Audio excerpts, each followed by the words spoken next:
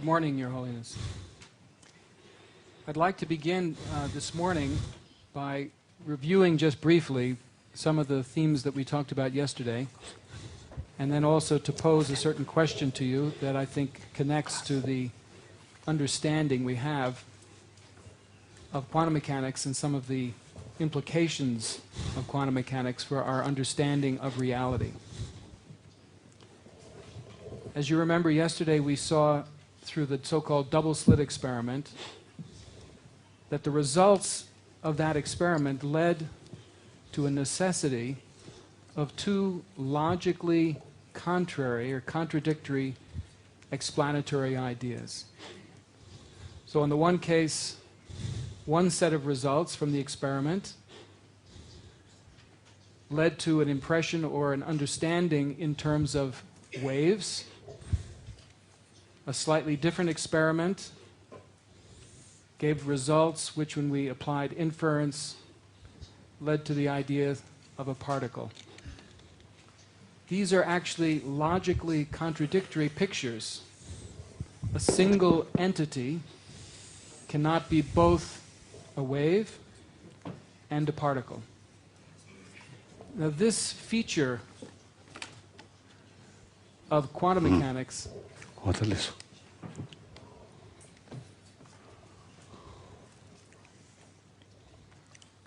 regrouping.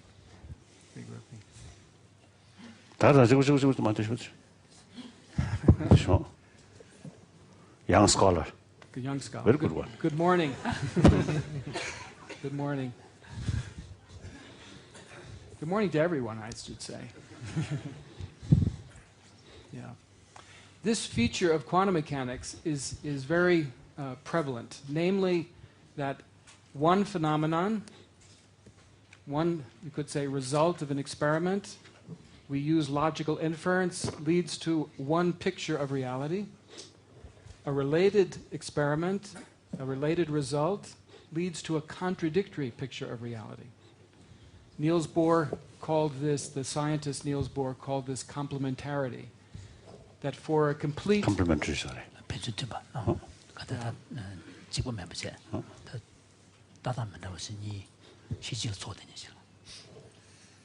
That for a complete account of the phenomena that we have, we need pictures of reality which are impossible to have at the same time. They are contradictory.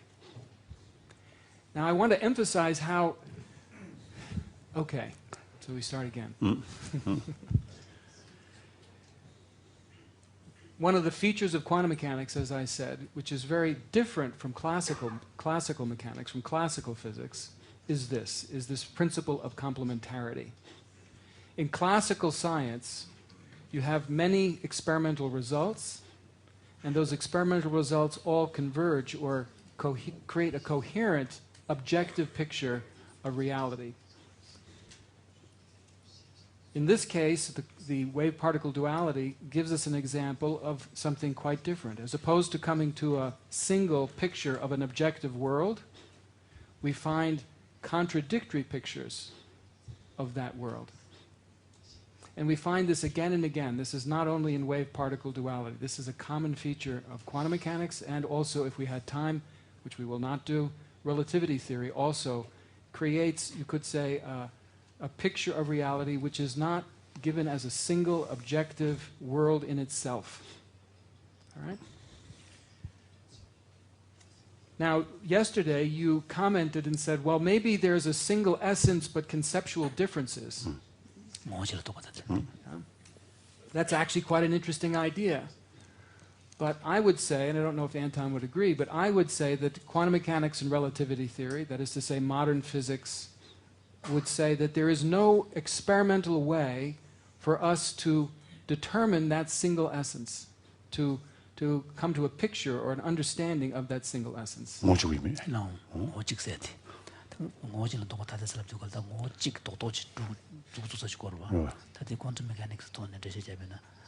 So it remains hypothetical. And from the standpoint of physics, if it's only hypothetical, then we have no use for it. You could say. So then the question arises, is there an alternative strategy? Right? If we have a... time said matter system. So what about the concept of time? Wouldn't be considered part of the matter? The concept of time? Yeah, time. So in Not this matter. Concept of time. Gosh. You know, the time you heard. yeah. For example, Objectively, when you get the things on Shagum. so time exists, but you cannot ground it objectively. You cannot ground time in an objective...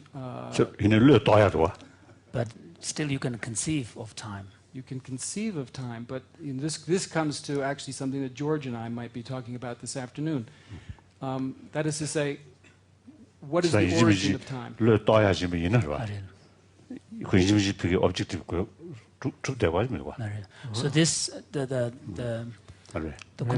this difficulty of concept of time suggests that something that can be conceived need not necessarily be groundable in objective reality. In an objective reality other than what you experience with the senses. Yes. Yeah.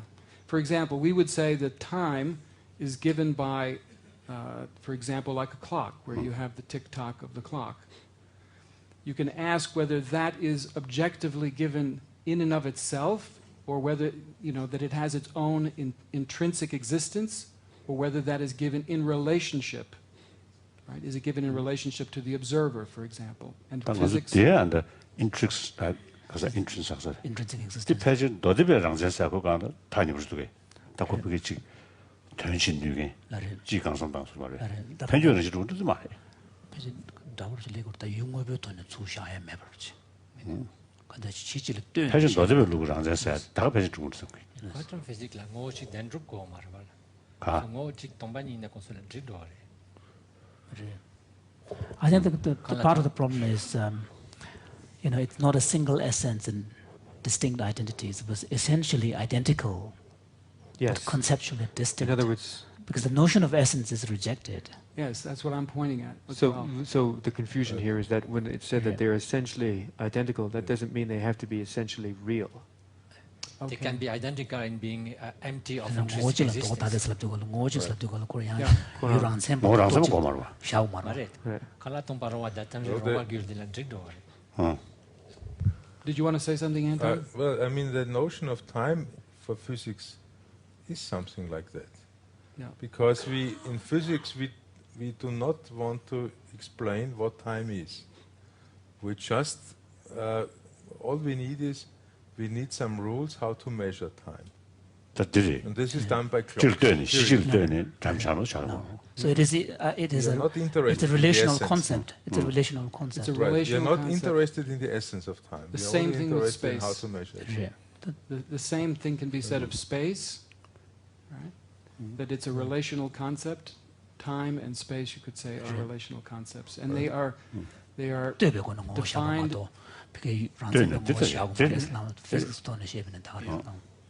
Now, so what language would you use? I mean, intrinsic existence is a kind of a Buddhist language. So no.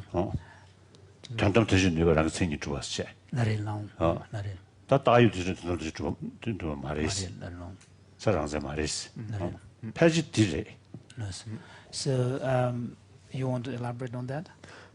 The question here is whether the notion of what would constitute the kind of reality that you're seeking here. What is the term when you're using it? It's not intrinsically existent. What do you mean by that term? Because you're kind of using a Buddhist terminology there. What would be your own language for that? Yeah. So For example, if we take the example of time, we both agree that it's a relational concept. It's a construct, which is labeled in relation to something else. So, and that suggests that there is a rejection of something. So it's not objectively grounded. It's not intrinsically real. That's right. So what do we mean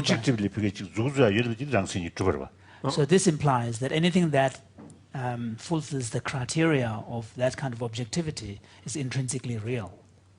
something that is not relationally constructed. I missed the last part. Right. Right. So, Something that's not relationally constructed is therefore intrinsically real, and the question here is, what do you mean by intrinsically real? so Would what there would be something? Can I Because come there's in a- there? Please. There is Então, something. I mean, I would like to quote here a famous philosopher, physicist, Ernst Mach. Ernst Mach lived in Vienna at the end of the 19th century, and he is the only person whom Einstein acknowledges of having him inspired for relativity theory. And Ernst Mach said something very important. He said, every statement in physics has to be a statement about relations between observable quantities. So physics is relational. We have in physics, it is the great success of modern physics, starting with Galilei, that we have abandoned the question as to the nature of things. We only talk about relations and how to measure them. Когда the Mark Einstein ke relativity theory na to the na ya Mark to ne samanye jun ne ngosu ngonzi cheores Mark hedan che na ngokam tribe na las yungwe ne zu karres che to tigi amares yu penjun de be ngo karres to dan kan de gores relation yang yang ton do gores then ding du ngokam tribe na ya ya de mang buji Mix a room with you. la de mix room che la mix room che la ngô tông của nhau thôi nè, miss room 다 통문 주시자. 다 통문 주시자. Observed 다 간다. 응군주 그 처리야. 남편지 네 떠당 가서 되고래. 되병 뭐 가르레스. 제 두스 제 드라마도 융의별 하신 가르레스. 제 제가 말했을 때 정말 그런 날이야. 야게 돼 망보지. 따단 뒤도는 진짜. 편준 되병 뭐 간에 떠당 가서 되고래스. 네 되병 뭐 되병 남샤로 가르레스. 떠당 가서 디렉터는 제가 제 야게 짐브레스. So I think we would say that since... Did you want to say something? 내 니도가. 그게 objectively 자가 진짜 많이 그것도 편은 되게 어려. 다 되베고네. 다 샤나마도 매비잖아요. 에코 두두인단데 자가 준 거다. 따고 당분이네. 딘 저가도 된 세비나. 디산에 지금 그 편주 떠다 근데 떠도와. 다 뒤장장에 잔주신 줘야 지금 거. 나를. 그다다 무슨 내주직 그 가서래. 다 통주 시작하네. 그 자유르잖아요. 니주매 인자 팬은 지기 아래 니주매 되버리. 리인자는 타고 다 떠니 샤나 모두 매 인자네. 뒤찬에 다 뒤중안에 대고 그래야지. 다다 직송송. 나를. 다들 남중아도 들어봤다. 나를. 나베데. 다 오늘 조금만 들어봤다. 안도 공간도 손대야 돼야. 당군에다 가서래 유 뭐 가리네 제가 이제 탄에다 저여 되버지더니 이미지잖아요 군이 편주 숨지기도 하는다 자고리 사소를 라베네 안에서 가가려서 No. So Holiness is wondering that given that there is this kind of similarity between modern physics way of looking at things in relational terms and then the Buddhists, particularly the Madhyamaka, the middle way philosophy perspective on things as relational, but it seems to be 그래서 내 야वर 로마시면 다 전에 많이 나래. 연이 나래. 아니 왜미지 되는 저리 쓸어야 직사송 나래. No. 다 안도 공기 아주 가리네 다도 objectively 니고 거다 나래. 이네다 objectively 니야 여덟시 그러다 objectively 니야 여덟시 레디 이네다디 뭐문 진주자네 다 유전의 제네 때나 야가서 도시합진 거 다 고소해. 나 그저 objective 때는 요거 그랬어 나기. 디시샤로. 디 아이 let's not read. 디니야 메르체니 우투체. 다 외면지 들어서 좀 말아. See, Holiness is wondering whether there is a kind of 니 용초기 삼점을한다. two ways of, bringing up this relational perspective on reality. 안도 공부되다. 공부 숨지셔야다. 네 디스도 돼. No. So this is in response relation to your question about your question, Mario, your comment. Your comment about this, reference to Mark, that how about what? Ernst Mark. Right. His Holiness feels that perhaps there are two different kind of perspectives here. For example, in the case of Buddhist Madhyamaka, who rejects any notion of intrinsic existence, the reason why they felt the need objectively요 to, 말이죠. 직디아가. no, they felt the need to come up with a relational picture of reality is because of the understanding that regardless of however much you search for the essence of things, they are unfindable. So this objective pursuit, objectively not exist. right, the sort of pursuit of So understanding. there is no way to pinpoint this is this. Yet there is a reality. Fact is there. Now, therefore, now there is no other alternative except because connected, right? Yeah, except to look at it in terms of relations, in terms of interconnections. So that's one way of looking at relational picture of world. So, however, in the case of physics, since the inquiry is motivated by understanding reality, so there is an assumption that you must be, find something. No. Uncovering the object. No, At that time, At that time, the 19th century. Historically. 19th century. Right, and therefore, what Mach said was a big step forward. Yeah. For that very reason, you just pointed out, at 19th century, there was really this feeling to search for reality. Oh. And what Mach said was a big step forward. But he said, no, it's about the relations. 저자도 공기 You see? 두두 It's a very 유중원의 니아 매대버직 가서 그래 통내 아니 두두시고는 So in that case, would you say Marx's kind of insight is to point out that actually this objective quest for objective reality is in some sense kind of untenable. Illusory. Yeah, it's illusory. Untenable. So therefore... Illusory. Illusory. Well, in the same way. Even at that time. Even at that time. And that's at the end of the 19th century, inspiring Einstein and also other physicists. And I think one of the things that's interesting is it's not only a philosophical point. Although Ernst Mach was a physicist, he was also a philosopher. Right. But he was anticipating the evidence. He was anticipating the results of relativity and quantum mechanics, which support this kind of view. So may I ask, just so for him, looking for the relation between objects was not another means of getting to objective reality. In fact, he had abandoned the search for objective reality and decided the only way to go was objects. He said between observable quantities. Observable quantities. And quantities is actually a bad translation into English. You cannot translate the original German well into English. It says, it would be something like observables, anything, so some things. A very diffuse word we use. But in any case, the so question... what is the exact meaning according to German word? Beobachtbare Größen. So the real meaning.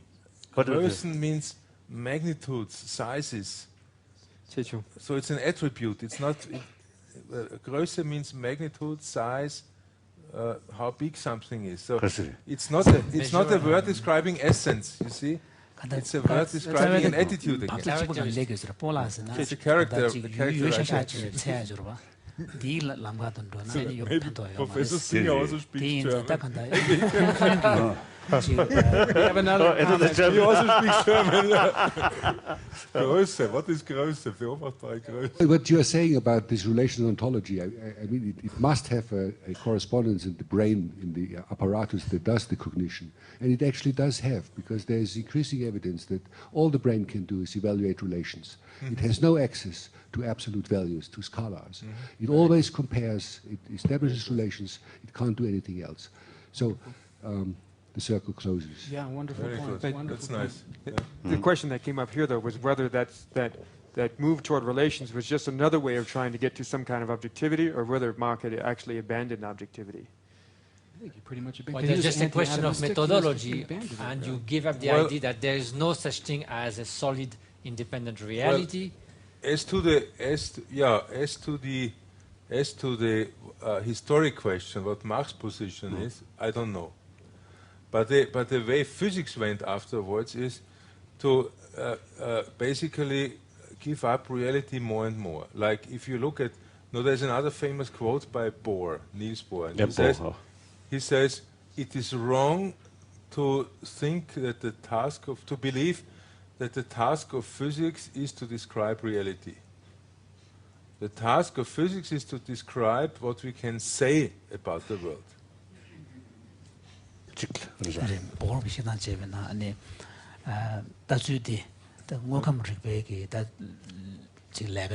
Task the any mobility to labina nobres mugam gribeki any chawakares labina mobil nesude kajus budonganju desijap to rest. How much we can say kajus about the joy to rest. Martha Farah also has a comment she would like to introduce here.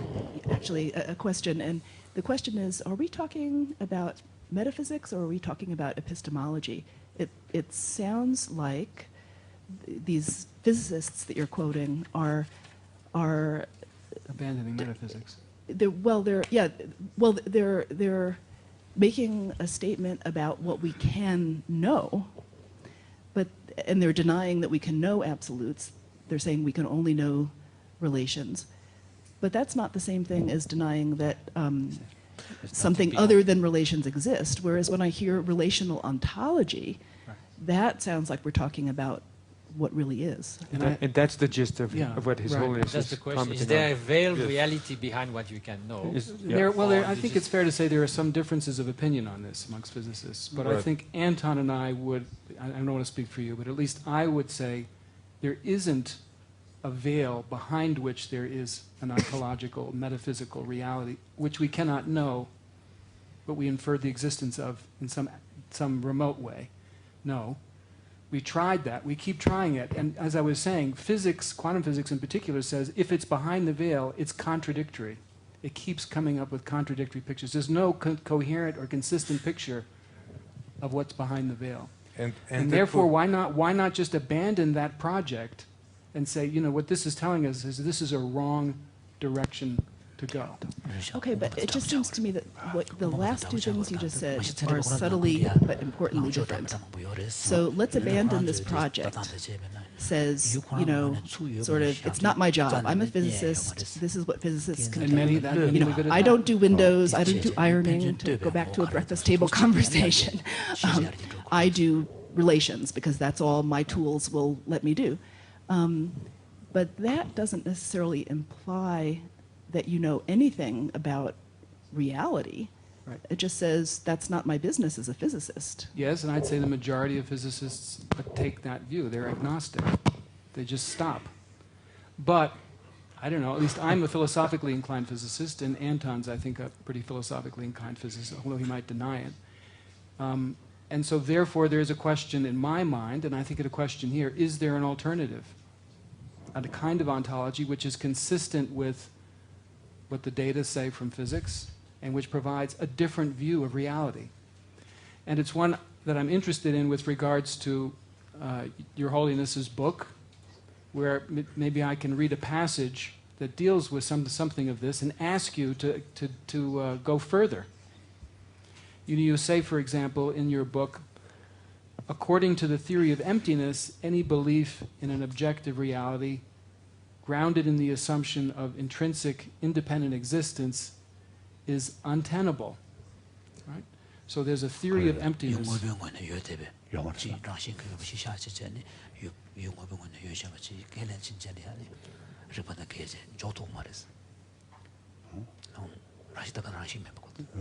Yeah.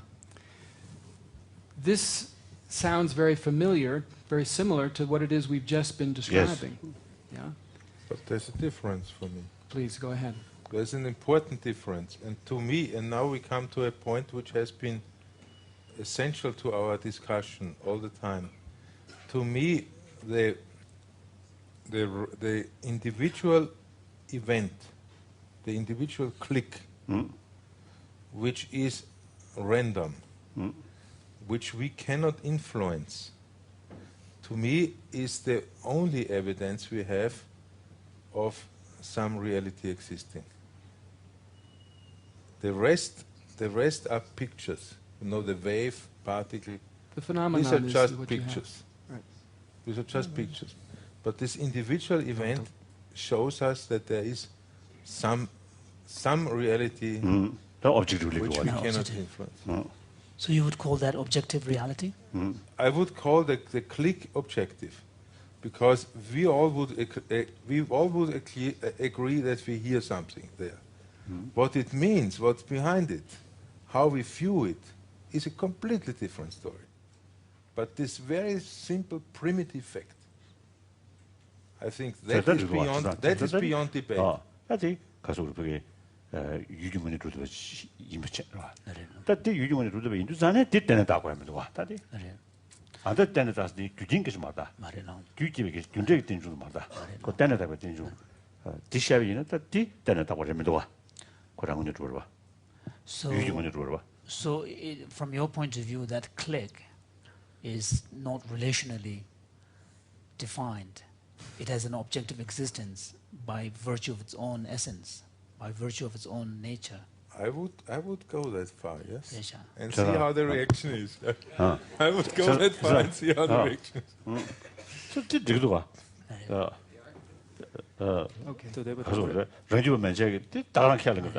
So and this is fine, because even in the Buddhist side, there are many schools. In fact, except for Prasangika, even one of the branches of Madhyamaka, the middle way school, accepts that. They would want to accept the Prasangika. All Buddhists accept that. Yes. This objectively. Yes. Should be. Yes. Okay. No problem. So that contradiction. So now the point is that this click, this primary phenomenon, is not dependently arisen. Right.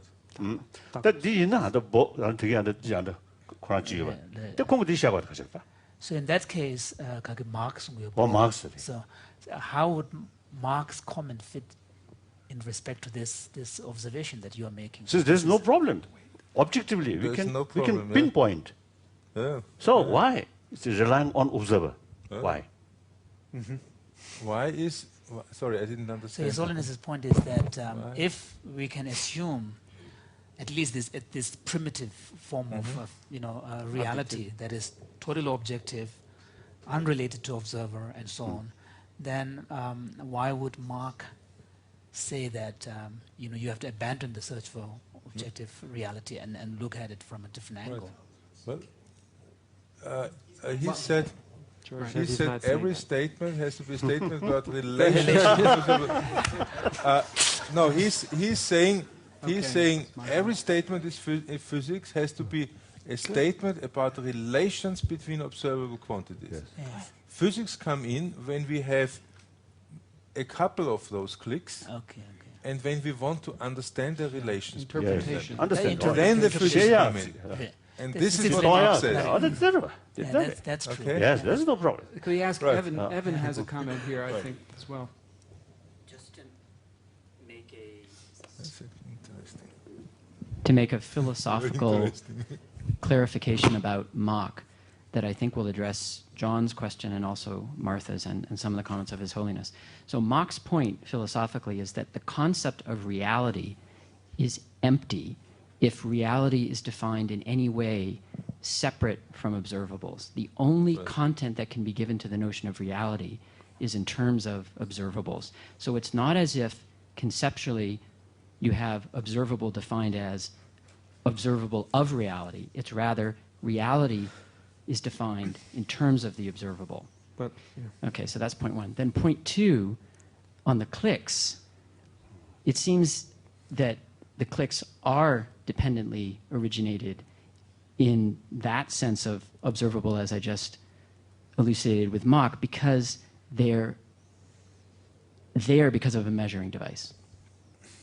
So there's a dependent relation between the device that you're using to observe reality and what arises given that device, and that's dependent arising. No, I disagree. No, okay. 그 가사 양만도 뒤셔야 되거든. 통은주찬 디 진지글로디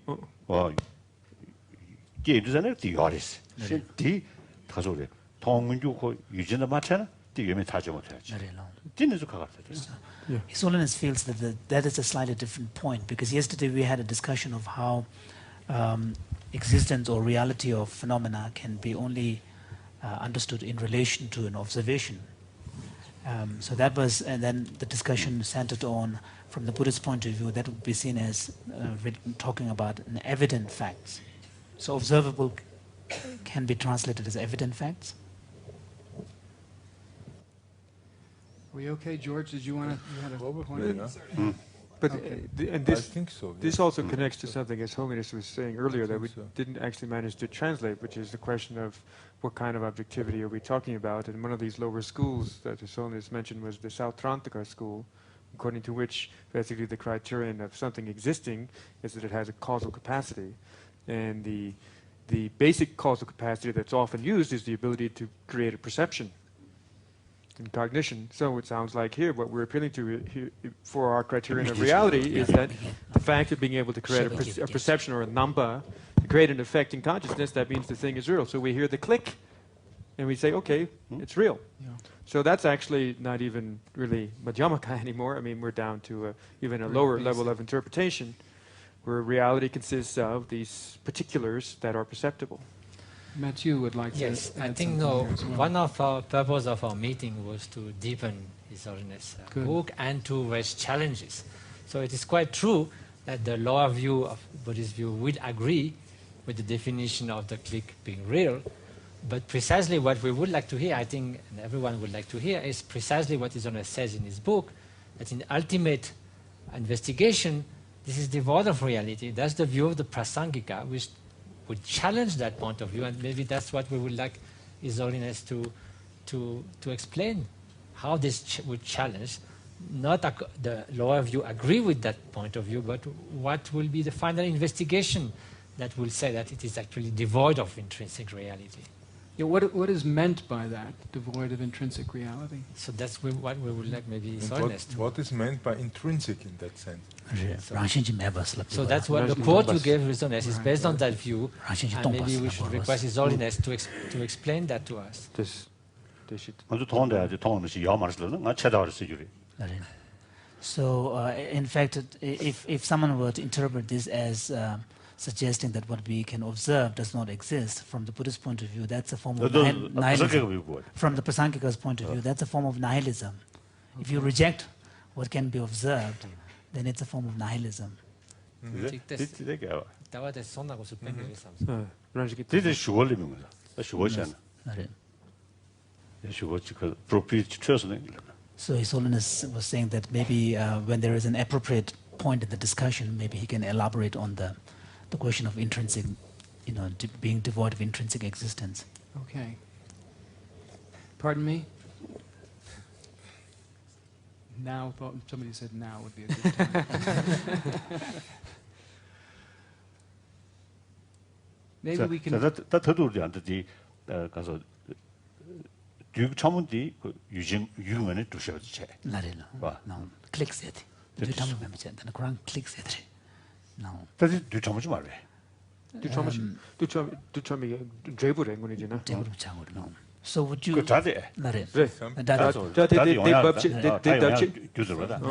So when you say that it's a primary phenomenon that is objectively real with respect to the click, are you talking about the observed phenomenon of click? reality side is the shivs no use. Shivs no. Or reality somewhere yaro. Reality yaro.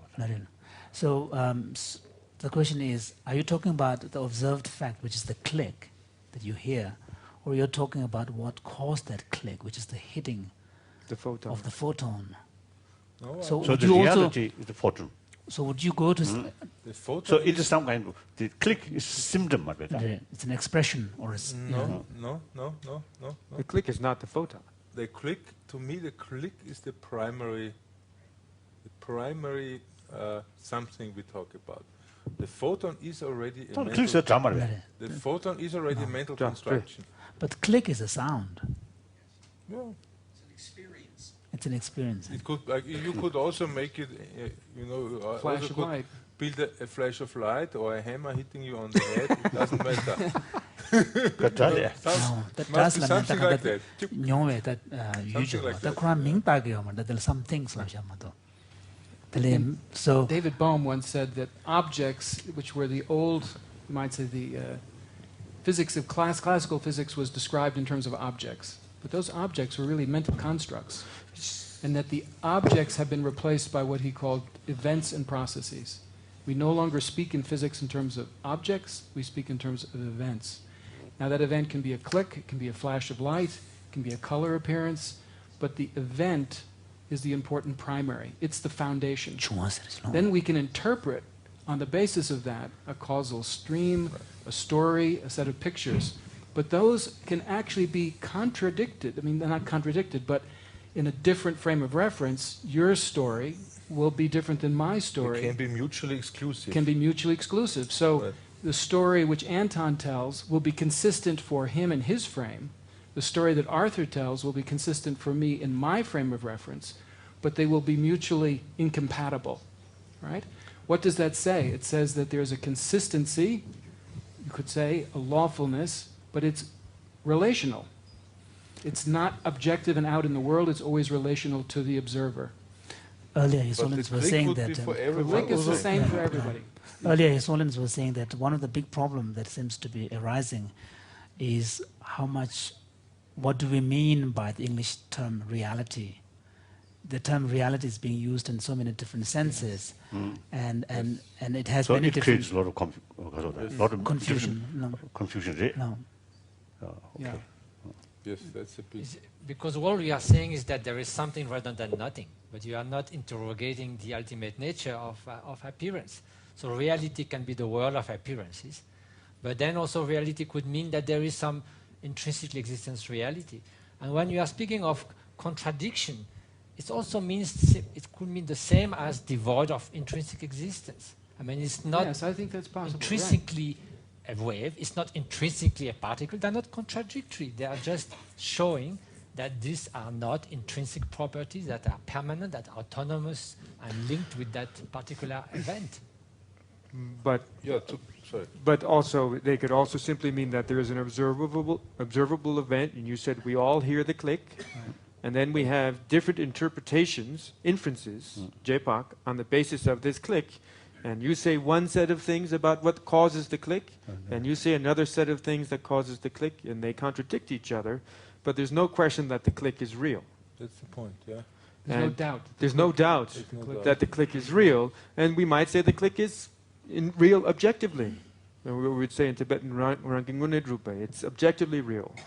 And you're not going to say there's any problem with that. Right, the events are the primary. I mean, But that's different. That's Yes. different than saying the events are the primary is one thing, and this is part of There what are Matthew is no pointing to. arguments in this truly existed. 사실 변시하고 저는 인심이 좀 웃어버도 되고 그러다. No. So in that respect, 다음도 공감한테 써야 돼. Narim, so from Anton, from your point of view, in order to accord reality to something, it has to be done only in relation to an observation. It has to be an observed phenomenon. I would agree, yes. Risha, 그래. Risha.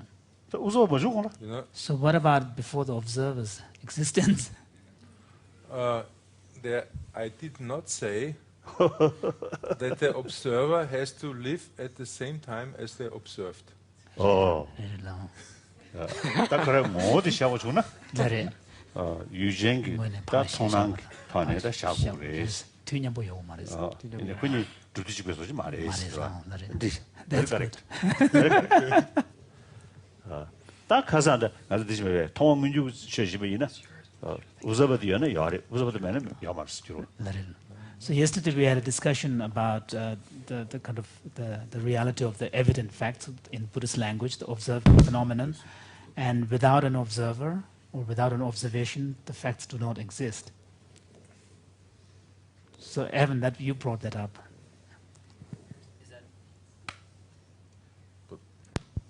Was that a question? I'm not. I didn't quite understand the. 세상 안들이 우서버 매를 거는데 예배디 다 꼭주로 다 좋다 말. So would you agree with Anton's point here and say that 안톤 말에 안톤이 가서 그래 유 남샤 줘야 돼 유진 때버렸어. 이제 유튜브야 돼 유진 두보다 뒤념 고 말했어. 맞습니다. 뜻이지. 이게 뭐죠? 딱 가서 통원민주가. 봐. 그러나 가래 가서 드리면 볼로는 같이 샤워나 루시. 근데 가만히 봐도 다 주도 말이야 저러다. 봐.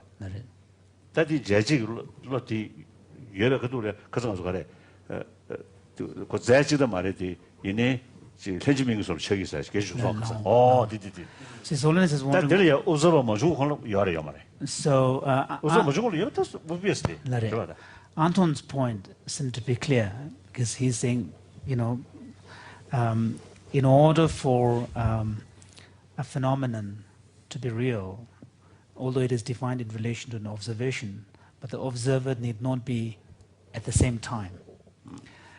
So that seems to be clear. But yesterday we had this discussion about the evident facts and their relation to observation, and a suggestion was made. You know, example was given. Was it you about there being I think it was George's example of there being a ball inside a box, and so until you open the box and see it, you cannot really decide what color of ball it's in there, and so in that respect. So in this case, the reality of the observer, the existence of the observer and the observed phenomenon, would you say they are simultaneous? Or is it more like Anton's position? In other words, that the object is real or established at the same time as the observer or not? I was speaking in terms of classical thinking. Anton is speaking in terms of quantum thinking. And the point I was making is that Anton was not talking about looking at balls and boxes. Oh, okay. And so my answer to your question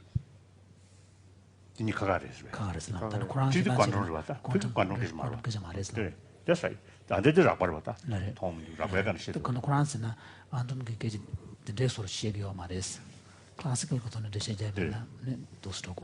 Yes. Want me to answer the Sure. question? Yes. In classical thinking, in classical thinking, which is naive, the color of the ball in the box has always existed.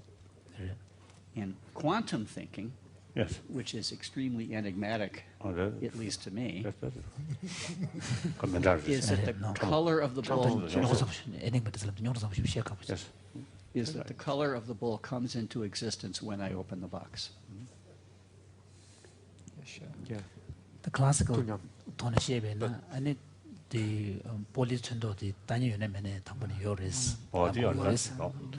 Quantum thinking tonashebe and the polychendo the Kamachebado Yoris Latumaris. The grand is Japanese now. But it could come into existence also for the past at the moment I open the box. And then polychendo the Kamachebado Yomaris. And the Kachitu Galas, polychendo the two troopers of the Masebe, Tingung Tule, troopers Shaturis. Let me try to make that clear with a ridiculous example. Inside the box, there is a person with a paintbrush and a ball. And 100 years ago, he painted that ball, and now he's dead of old age. And now I ask the question, what color is that ball? Classically, naively speaking, it is either red or green. Quantum mechanically, when I open the box, the entire past 100 years of history spring into existence. Classics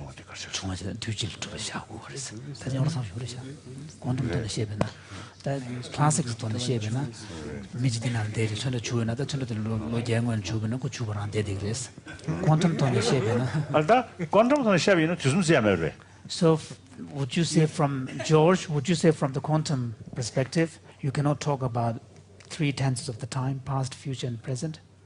Anton, help.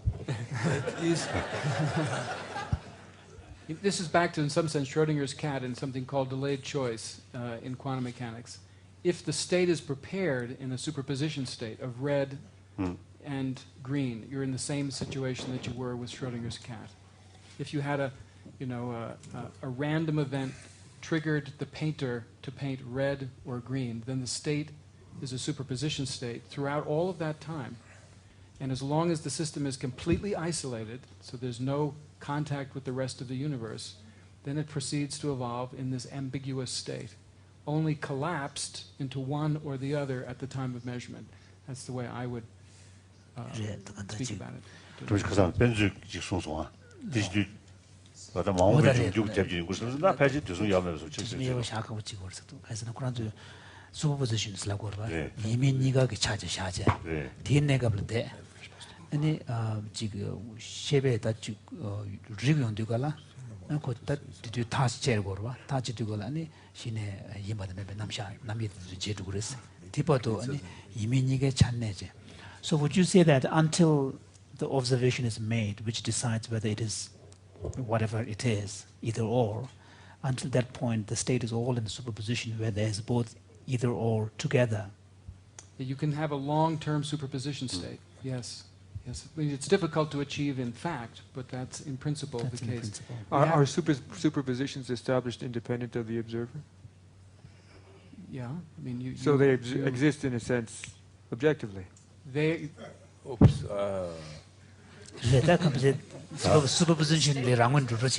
The state. There's a. No.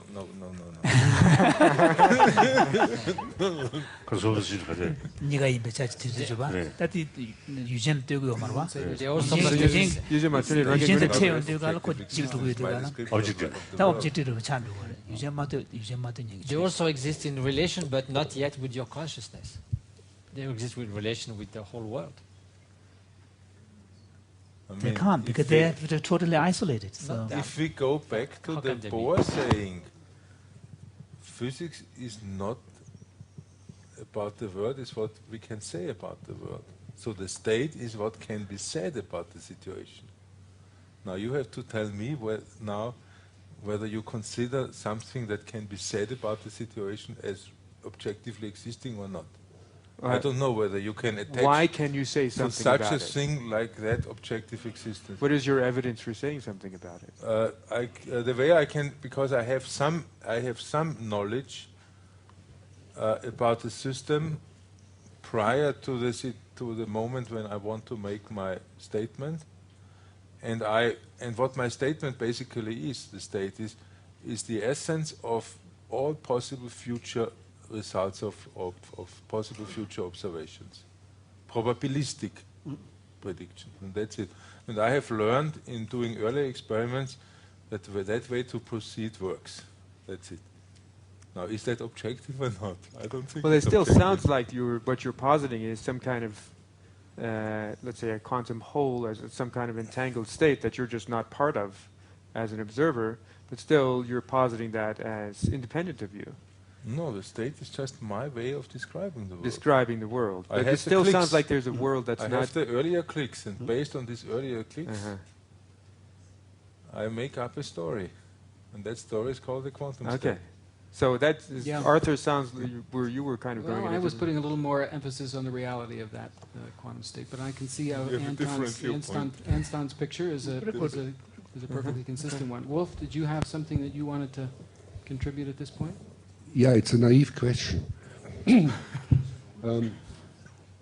I get puzzled because the cognitive instruments that we are born with that help us to survive and did so throughout evolution, they must be extremely well adapted to something, otherwise we would not exist.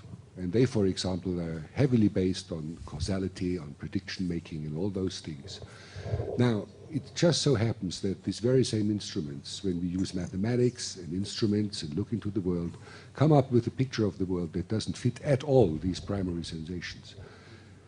Now, what are we going to trust now? The instruments that allow us to build atomic bombs and make nuclear reactions, or the instruments that get us throughout life without having to know about all of those details, because the processes in this world are completely irrelevant for our existence, except when we want to make an instrument or project a projectile somewhere. Now, finally, it's ourselves again who will have to judge what is the relevant part. And so I think we are turning in an enormous circle, which just shows us that our cognition is limited. And we will have this discussion for years and centuries, and we will not have a solution to it. Well, I agree. I agree, but there's one point I don't agree. The one point I don't agree is the elementary nature of the click. Because I would claim that any living system which has learned to adapt to the world must have some notion of an elementary event. Like, something hitting it on the head, or a tiger jumping out suddenly, or something like that. It must have the notion of an elementary event. And in that sense, the elementary event, I would say, transcends all these questions. And therefore, I think it's so powerful. Could I make a suggestion? Sure. Because I think this is actually connecting to what I know from previous discussions, has to do with what I might call conventional reality, in some sense classical reality, the world that actually matters in terms of evolutionary dynamics, right, is a world of experience. And the lawfulness of those experiences is part of classical physics, and classical physics is also, you might say, embedded in quantum physics. So there is that conventional reality. And then there's a much more subtle analysis, which is much more like what quantum mechanics and relativity does, which looks at the most subtle and refined measurements we have of the nature of the constituents of that reality. And then we find this ambiguity, right, which actually has very little, you might say, to say with regards to evolutionary history of the human species or large-scale events.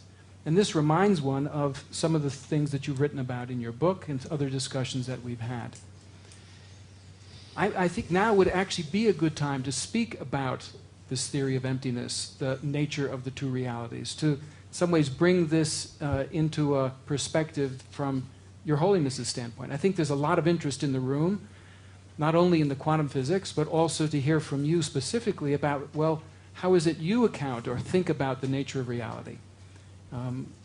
We see that in the sciences we have, on the one hand, these subtle critiques. On the other hand, we have extraordinary lawfulness with regards to evolution.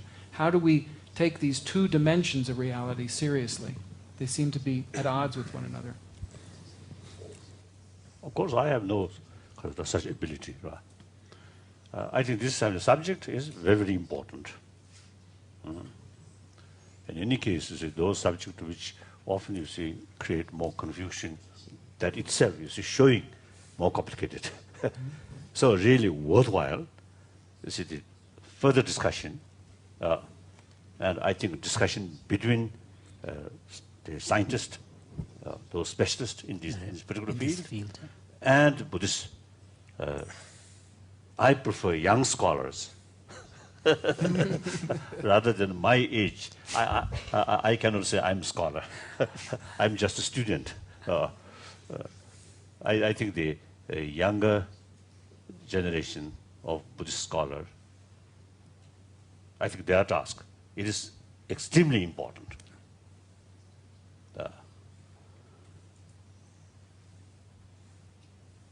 So I think both position, both sides, I think should be complete open, anything possible.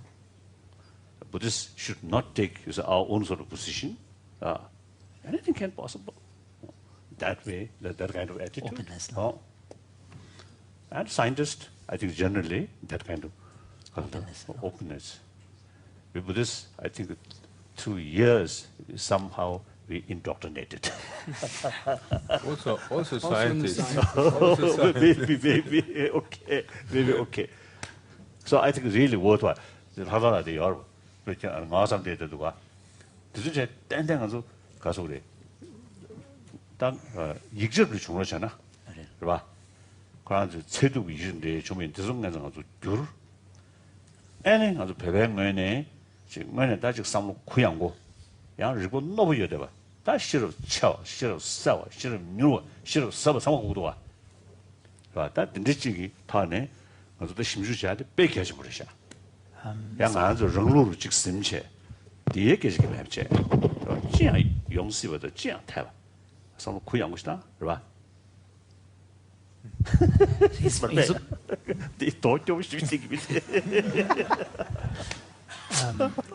His Holiness feels that His Holiness feels that this is a very important and also quite an exciting area where the young Buddhist scholars can play a role in trying to kind of really meet with the insights of modern physics, and the whole question of how do you reconcile what we see in this kind of very subtle level of reality and the macroscopic lawfulness that we experience and the conflict that we experience there. And in this respect, he was pointing out that the need for actual translation of reliable texts from the physics side into Tibetan. And here we have Latola, who is the director of Library of Tibetan Works and Archives, that is in charge of the scientific education in the monastery, and also Professor Nawan Samden, who is the head of the Central Institute for Tibetan Studies in Sarnath.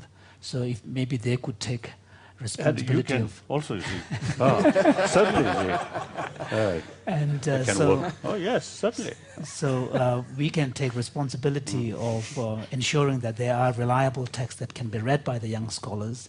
And on the part of the young Tibetan scholars, there needs to be a genuine openness so that there is no attachment and clinging to one's own kind of established classical Buddhist standpoints, but rather a true willingness to open oneself and engage with these insights and the challenges in a very deep way, so that with the attitude that I'm open to kind of modifying my views and embracing whatever comes up in the process of that kind of engagement, and that would be really helpful. On the other side of that, though, thank you very much. I think that would be a wonderful project. But one would hope for the same kind of openness in the scientific community. That is to say, not only can we offer something to the Tibetan Buddhist tradition, but also, of course, you have a very elaborated, beautiful system of your own philosophical thought exactly on these same subjects. And so it's important for us to receive a comparable offering from your side. And in particular, I think there's still a desire, even today, even now, to ask Your Holiness, well, from your standpoint, if you were going to speak to a group of scientists, and you have a few here, but this will lead to a book, and how would you approach this very issue?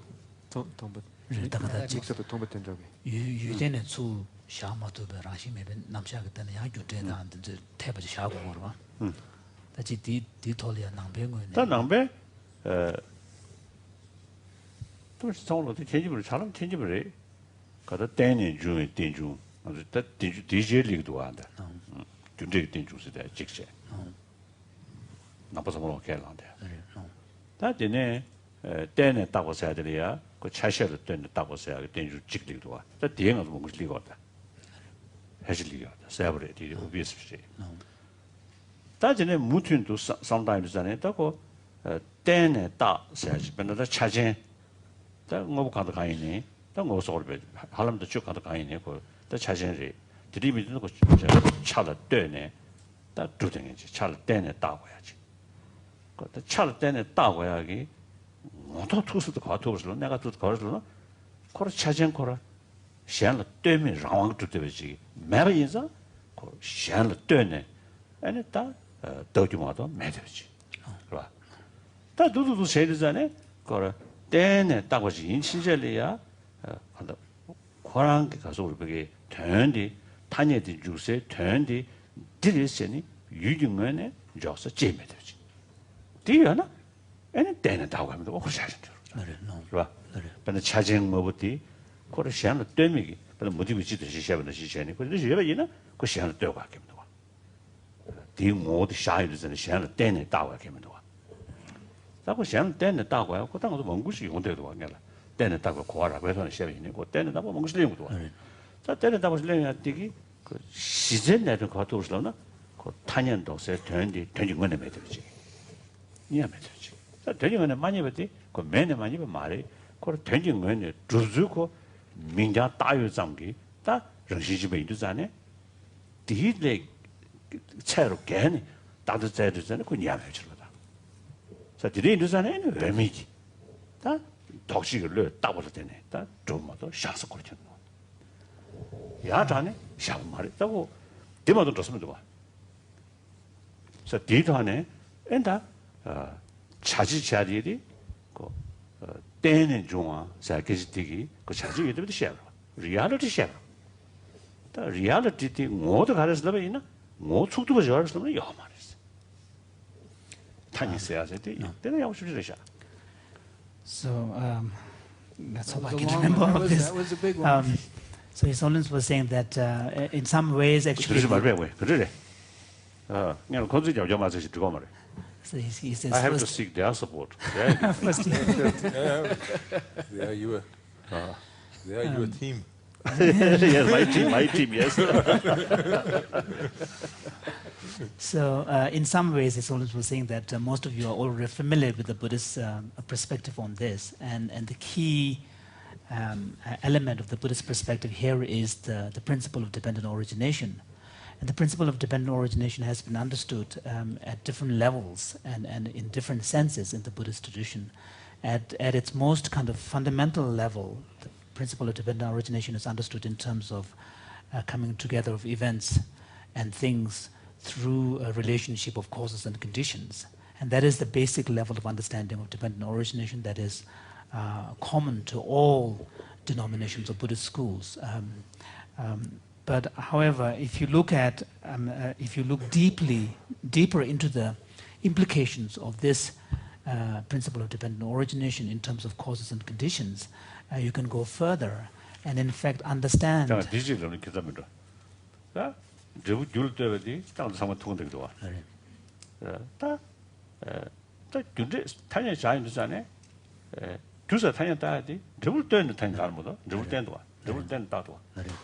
ngasi cheni tena takwada maridi ko gyusya gyu ngor chaya kora ko dribble tena shago modo midwa ta jashi chiso ta tena takwasida 자상 gyudi dribble kiya marwada gyunde ki tinjude maridi ta ko tena tabe tinjuga leungdo ta te chame manguji tena taani yongwa. So, but however, if you reflect deeply upon the implications of this principle of dependent origination, then you can go beyond the understanding of dependence only in terms of causes and conditions. So because if you remain only at the level of causes and dependence in terms of causes and conditions, then in the case of cause and effect relation, the relation is only one directional, from effect to the cause. The effect is dependent upon the cause, but cause is not dependent upon the effect. However, if you examine that relationship more deeply, you will understand that even the very identity of something as a cause is contingent upon the definition of effect. You cannot define something as a cause independent of the effect. So the very identity of what is cause is contingent. It is relational. It is in relation to something that so it the causes produces. themselves aren't, in some sense, real. Yes. They do not have intrinsic existence. They do not have intrinsic existence. And also themselves are conditioned. And in this context, we will understand that the relationship is not only unidirectional, it's both ways. There's a kind of a mutuality of relationship. And in this way, we will also understand the notion of relational concepts. But generally speaking, there are very obviously relational concepts, like His Holiness did not give the example, but he probably meant Rinpoche Tungushin to say the word.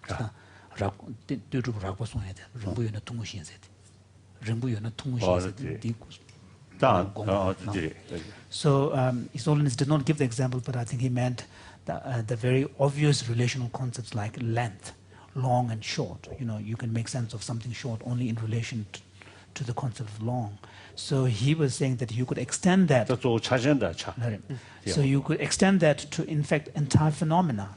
And here it would be, because everything that can be conceived of can be conceived of in terms of some kind of wholeness. And when you conceive of something as whole, you already understand it as something constituted, which means it is constituted, there are constitutive elements that together make that identity.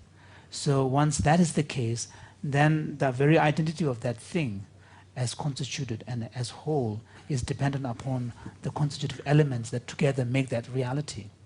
So in this way, you can extend the concept of dependent origination, not just in terms of causes and conditions, but even in terms of their very identities as wholes. As wholes. But the relationship between parts and wholes, so that you're speaking about constitutive elements making up the whole. It's the parts. The parts. Yeah. does it work the other way as well? Yes. 차전되는 차. Yes. 차전되는 차전. Both ways. That the There's a parts mutuality. are in some sense constituted or out of the whole. Out of the whole. So again, there's no primacy to one or the One other. or the other. 차전이 So 편주되는 샤워마다 there's- 지케체와 지케총 요마. 야마요. So there is no that's very primacy. important. So there's no primacy to cause and effect. Yeah. Because they are mutually dependent. There's no primacy to parts and wholes. They are mutually dependent. They codependently arise, I guess, as you Exactly. just speak about it.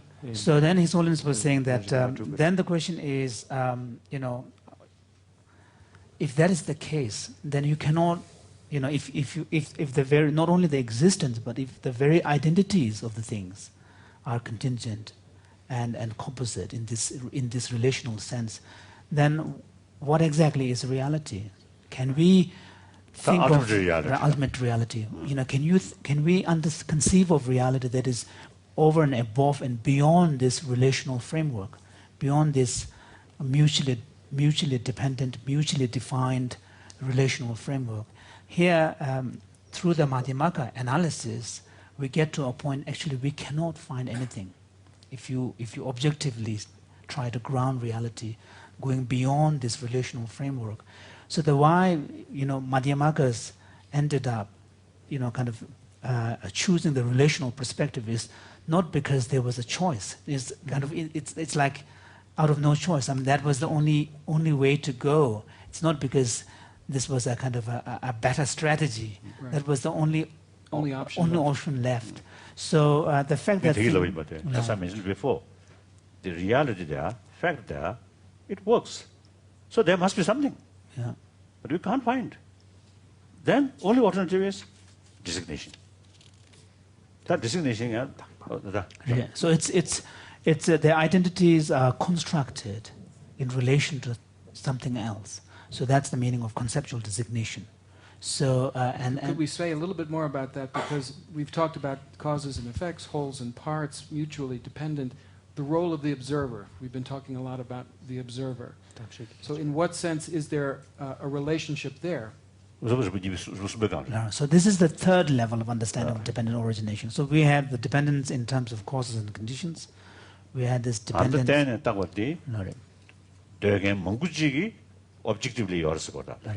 So even at this second level of dependent wholes and parts, there are Buddhist schools who still assume some degree of objectivity to the things must be there. Something as a real. Even though they are dependently designated, there's still a sense that there's some kind of objectivity even within dependent designation.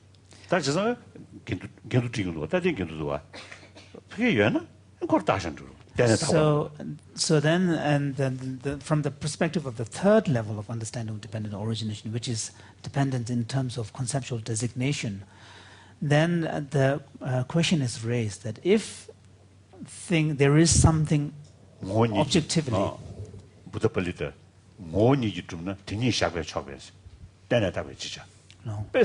So, for example, one of the Prasangika masters, Buddha Palita, says that if things and events can be defined objectively, then we can point that out and say that's the reality. Why would you then need to talk about relational in terms of relational concepts? So what Buddha Palita is doing is, Prasangikas are doing, is to show contradiction between the notion of dependent arising and the notion of objective reality, objective independent reality. On that level. On that level. That 저상가 아주 안다 구두사지 삼올랑 아주 때려 땡중은 시고로 도명은 시고만 한다. Yes. So all the discussions that we are having here it's actually from the perspective of dependent origination, not from the perspective of emptiness. Good. Yeah. Okay. emptiness가 아니 집에 있는 가게 시험도. Because if we so from the perspective of emptiness, even the observer ceases to exist. Empty of intrinsic existence. Intrinsic existence. Yeah. So dependent origination has these. Then we slide into nihilism. Right. Unless you understand correctly, you get the impression, nothing there. Nothing exists. Nothingness. Did I forget something? That was a brilliant and extremely concise summary. Thank you very much for that. it seems to me that this is also, just speaking personally from the standpoint of physics. I think I may add something. Please. You didn't translate it.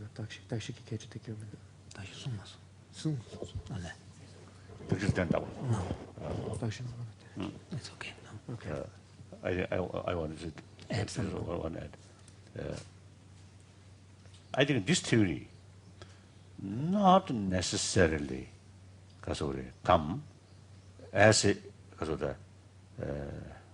as I understand about the reality. Dependent origination. But I don't want to say Yes, no. Now, this theory, main purpose is our mental attitude, grasping everything. This is positive, I want. This is negative, I hate.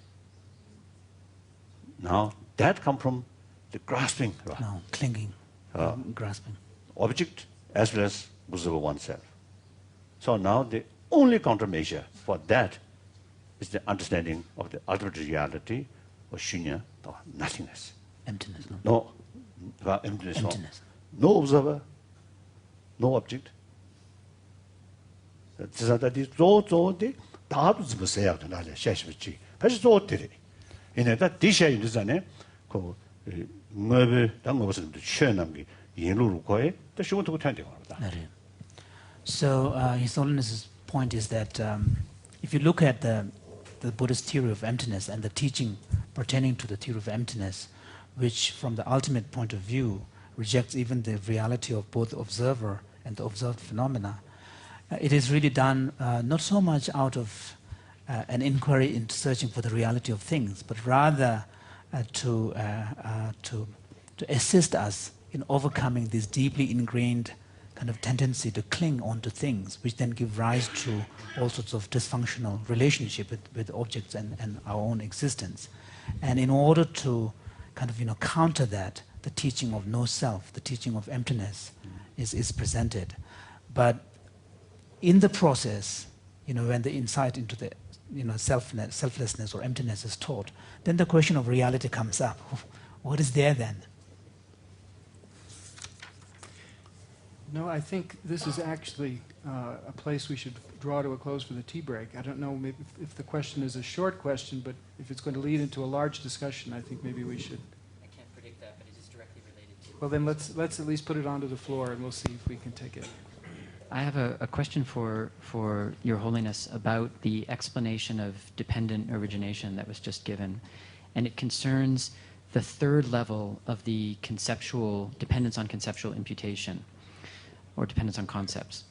So the question is, where in that framework does the concept come from?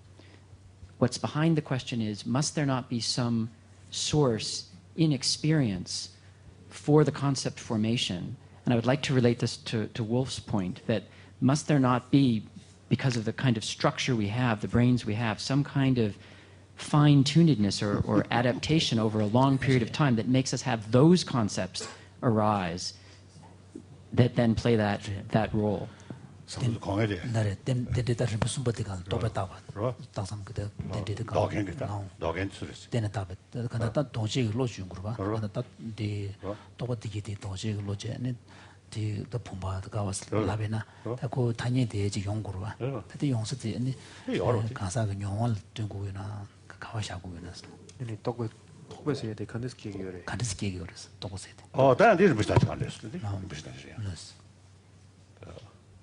로인 남샤디리야 몽구치다 몽구치빌리고 당연마다 와서 계속 주물이 똑바도 도미니 이와치야 표정 안 주디 배전 나로래 가들 자연기 남중어도 수중을 주저지스니 근데 나도 샤워보다 저 나도실이야 지가래 샤워 몽구저래 두주던지 가 침전한 두시 동안 침전한 두시 동안 두시 자변은 안 수지 삼스다면은 녀문 대디시동 송고르다 직등이가 뭔지도 송야 말이데 녀문 대디시동 예번 난시 똑고 대디시동 연구로다 그러다 똑고도 쉬우준 거로 한다 공기 한다 some scientist 반공 한다 엘리커사 Paul Ekman. 공기 때나 가래 직나래 근데 야 대세몽심식도 아주 다냐 담아서 자상하다 콘조한테 지금 샘그 천리고 다시 천리부터 콘조 심주전이 다 똑바로 담는데 드리는 용기 있으니 콘조 여보 체험도 와 아주 흉날 많이 비던데 사크시 흉 자, 아주 뒤를 내배지 보면 좀 change. 그 추울 심불마다 이게 괜찮게 말합니다. 아주 영라변의 심중을 쓰시셔다 대간이야. 다양상다 지 믹스의 님십 체계는 다 똑배 직담다 드리는 연구들은 인식 나로리아. 그것도 민지지 소스도. 뒤는 아주 비인날 교니 아주 추울다고 하셔야 돼. So this raises a very important question because, your question was where are these concepts coming from? And the interesting question is that, His Holiness was referring to earlier meetings when we had discussions about the various types of, mental states, conceptual, non-conceptual, perceptual experiences, some of which are sensory and some of which are non-sensory and so on. And so this raises a very complicated question. And as human beings, we have so many thoughts and concepts that go with those thoughts, and based upon our understanding and experience and so on. And he was then referring to the young Geshe scholars here that in Abhidhamma taxonomy of mental states, we have what is technically referred to as mental factors or chaityas, and in influential text Abhidhamma Samuchaya, which is the influential text, there's a list of 51 such mental factors, but there's another text which refers to 75, and then His Holiness was saying that in listening to Paul Ekman's description of some of the various kind of emotions, even within the category of fear, there seem to be different types of fear, and some of which probably, as individual categories don't exist in the Buddhist literature. So he was saying that we, on the part of the Buddhist scholars, need to look at these, and then maybe we need to enrich our own taxonomy of mental factors. That would be really helpful. 답변은 똑바로 차시네. 어쩌면 유사 나와서 또미제 또 똑바로 뒤지도 되니 다른 지등에 시대 거로다. 또 똑바로 차시네. 그런 아주 이 유 가서다. 유치라고 지 또미 시베 그게 통 신변 내걸로 그냥 딱 상당한 게 두시게 윤도 똑바로 이 거로다. 그렇다. 다 뒤두자네 둔지 돈도 나왔어야 돼. 그저지라래. 로텔. 그렇다. 다 미기시에 그 둔지도 만져보시니. 그걸 태가를 유 잠바벽에 통되는지. 지금 어렵다. 계주다 통되는지. 개발자 통되는지. 내가 대가를 하느냐 똑같이 열려대요. 그러다. 그 상현 도구요. 뒤뒤고 똑바로 물직도 와. 다들 내 미수 보이나? 유리도 맞춰야 되고 그러라. 다 유리는 신 제니. 로를 쳐야 돼요. 똑같이도 와. 대리 유리는 신 제베 다 똑같 쌈직다. 양 똑같 대라. 유리 넘버 세버 차대로 지금 연구를 봤다. 유리 넘버 세버 차 대백급지. 유리 넘버 세버 차 맞아백급지. 다 유리 넘버 변 차과를 차샤위나. 유리 넘버 세버 차단기세 유리 넘버 세버로 차 넘버 세버 차로 쌈그 내급지. 유리 넘버 세버 차차에 제일 용서를 숙성부 용돼야지. 똑바로 내가 먹고도 가. 내가 안 되잖아. 야. 민 타냐 잠도 와. 믿어 봐. 그래서 어디에 여시 하면 좀 찬수. 딱 콘서트한테 구두를 제일 늦잖아요. 14호 구도 와. 맞으면 가서 어디 토미 구진이랑 가서 캐비를 쓰고 말이지. 이내다 가다미 샴직이 수지네. 나비 좀 쇼로. So again, this is in relation to the monastics who are here. For example, in Buddhism, the general kind of distinction drawn between conceptual versus non-conceptual is that conceptual thoughts engage with the events and objects through the mediation of concepts, through language and concepts and so on. So there is, and it's in that sense more indirect engagement, whereas the perceptual experiences are more encompassing and direct. And they also conceptual thoughts engage through the mediation of what we call tunji, generic image. How do you translate tunji? I translate that as universal. Universal. Like and an also idea or universal. It's more like a kind of idea. And one of the characteristics of conceptual thought is that it conflates time and space and kind of, because it imposes a certain universal upon the object. And so you can, even within the concepts, you can see distinctions. For example, when you're actively looking at an object, so at that point you have the perceptual experiences that is occurring, but you can also have at the thought level, thoughts processes as well. But within that thought processes, you can have, for example, if you're already making evaluative judgments of whether this is desirable, undesirable, attractive, good and bad, and so on, you're already at the level of thought as well.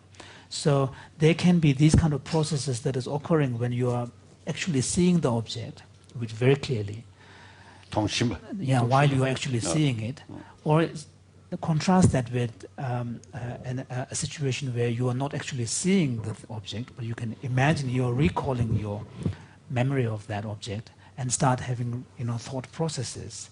And even there, then when you have that kind of thought processes, you are invoking something, you are imposing the universal, and even there you can have different degrees of clarity of that image.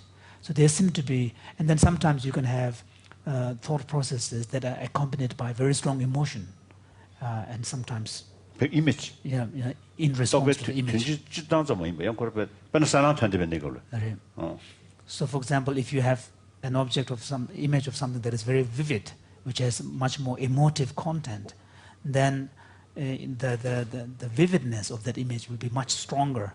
So there seem to be different types of, even within the conceptual thoughts, there seem to be different types. So His Holiness was saying that these things are becoming more. So you can have a different qualitative image of the object when it is accompanied by strong emotion and when it is not accompanied by a strong emotion. So there seems to be differences. So different stages. Different states. Different stages of different kind of. Different quality of experience. No? Right. Yes. Yeah. So these distinctions are actually becoming quite clear as a result of, partly as a result of discussing with neuroscientists and emotion scientists. And although they are not explicitly stated as a kind of a different types in the text, but His Holiness was saying that by bringing them in, we're in some sense doing a service to the great Abhidharma writers like Asanga and Vasubandhu, not because we are greater than them, but out of respect and making service to their work. Actually, with help of modern scientists.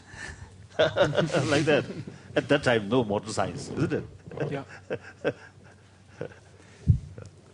I don't know whether that evidence is satisfied with that or not. I mean, is that enough concerning the origins? Tea break. Tea break. I think tea break. Tea break. Good. Let's take a tea break. So back in 20 minutes, please.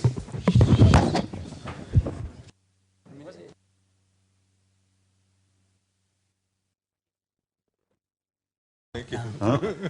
Thank you. Very good.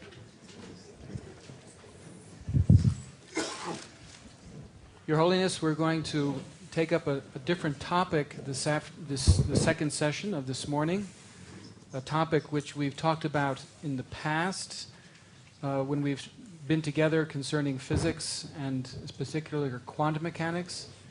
And this has to do with the relationship between causality, which is evidently a very important concept in Buddhism, and we, of course, also have a certain sense of causality that exists as physicists.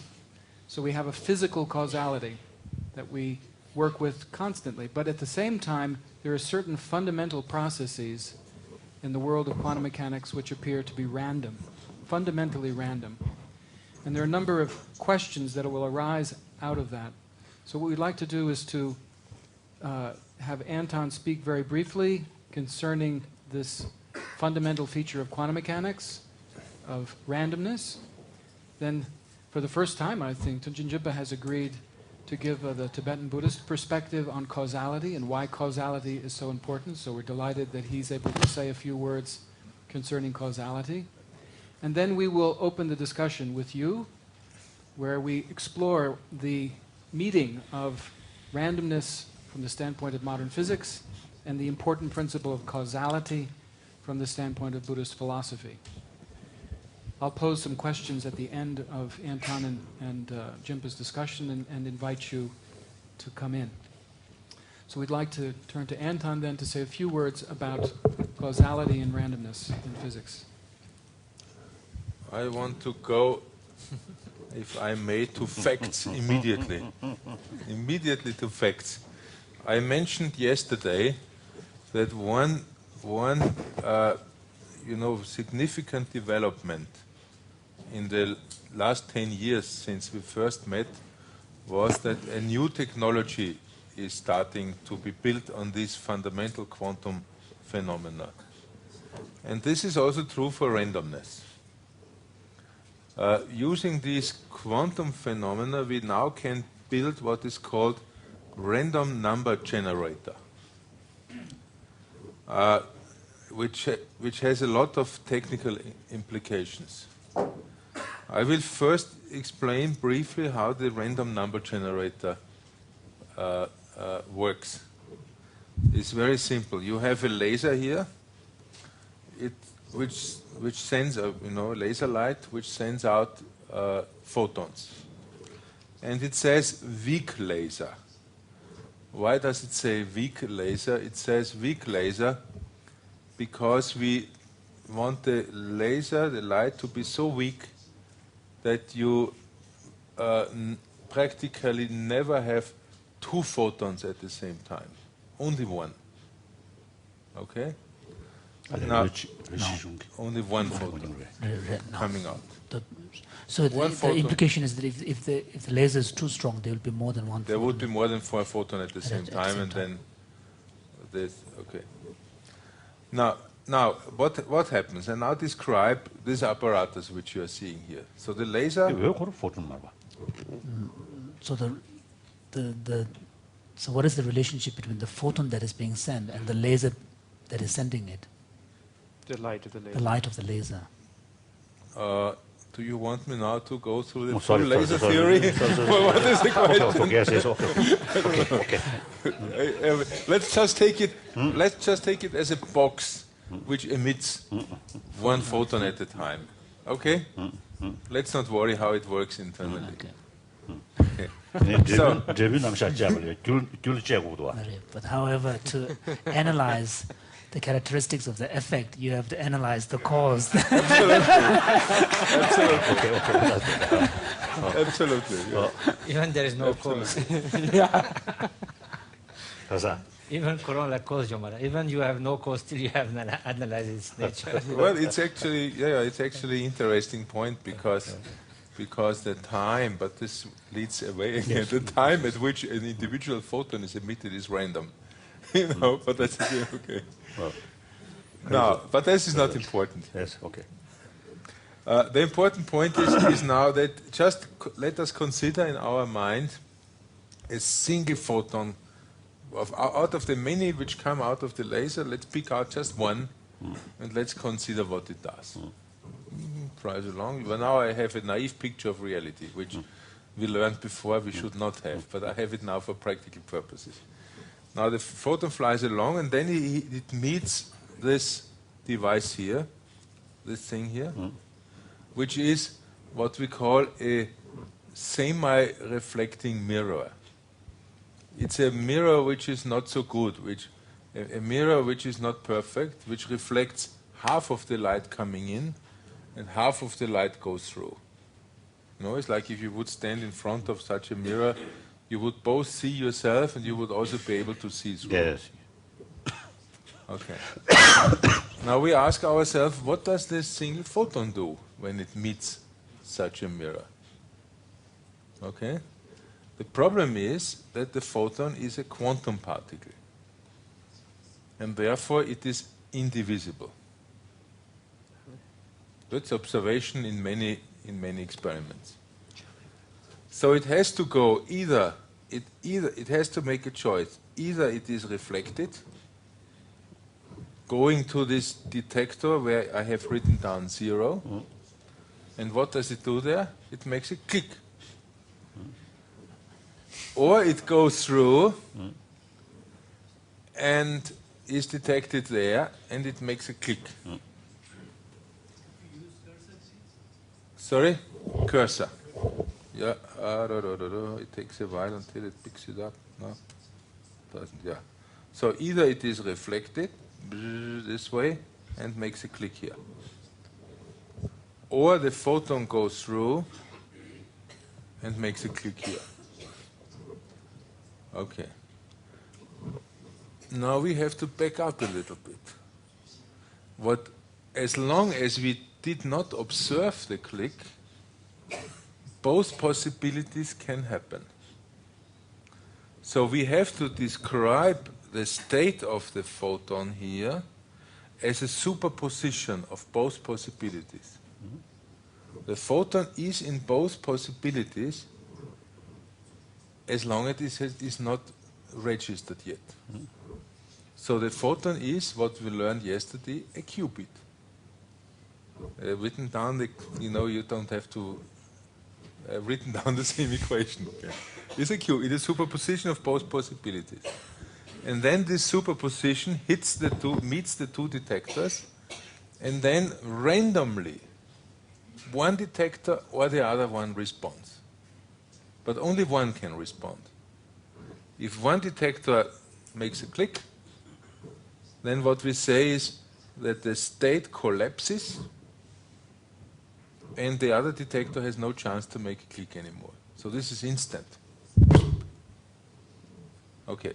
So each photon randomly triggers this detector or this. So suppose the first one triggers this one, then I get a 0.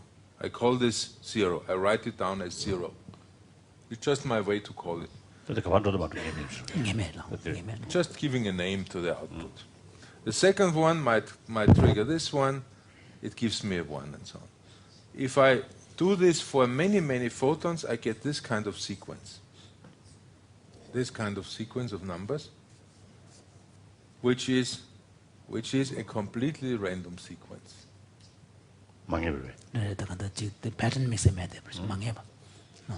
This is a completely random sequence, and this can be tested. There are tests which a random sequence has to fulfill. For example, you have to have the same number of zeros and ones. You have to have this 50-50 zeros and ones. Then you have to have, in 25% of the cases, you have to have, let me put it in a more direct way. If you have a 0, in half of the cases, the next number must be also a 0. In half of the cases, the next number must be a 1, if it's really random, and so on and so on. Now, this kind of random sequence has been tested. We wrote, big, these computer disks full of these random sequences, sent it to some company in Germany which makes random number generators, not quantum, but other ones. And they said this is the best random sequence they have ever seen in their life. Okay. Now, what are these random numbers good for? You need them in technology. They are good for in many things. One thing is you can use random numbers to encrypt information.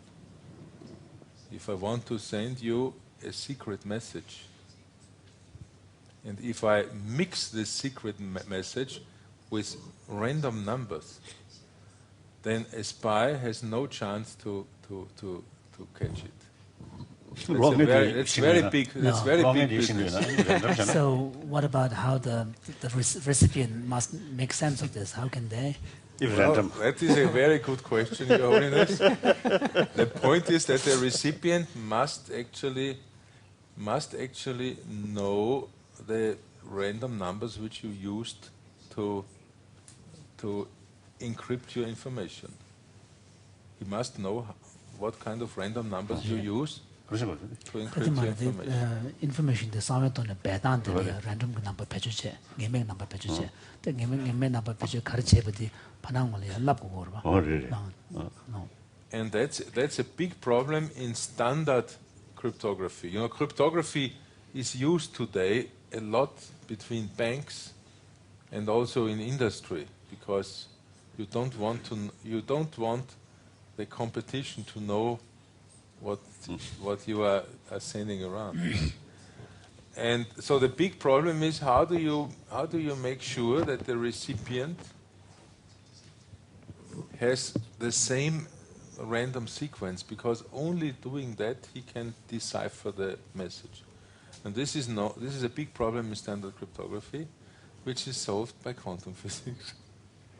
Because if you use the information bad on the encryption, the Tolia, Chisam Tambu Servant, Panango, the Chialia, the Sound Chilo Mandra, the Pentogur, the Panango, Shia Capuchigora, the Dino to the quantum key, Tony solved Chitores. Okay. So this was a brief mentioning of some new technology which is starting now, and Arthur said that I'm just posing a question to Anton while you were talking, and maybe I'll pose it then more generally because it's something we might all consider. So we now have a string of numbers where there's no pattern; they're entirely random in their generation. What does this imply potentially concerning the nature of causality? We have a sequence of numbers without pattern, without any kind of organization. And as far as we can tell, the way in which the 1 or 0 is produced, the collapse that takes place, is what we would say is uncaused. There is no way of predicting the 1 or the 0. So this would seem to indicate that there's no physical cause that we can identify for the production of the 1 or the 0. I was going to ask Anton what you think this implies for causality. From a naive perspective, the cause can be described as the laser, the photons, but the effect is random. The cause, though, is very well characterized. I mean, unless, correct me if that naive interpretation is... Well, there could be...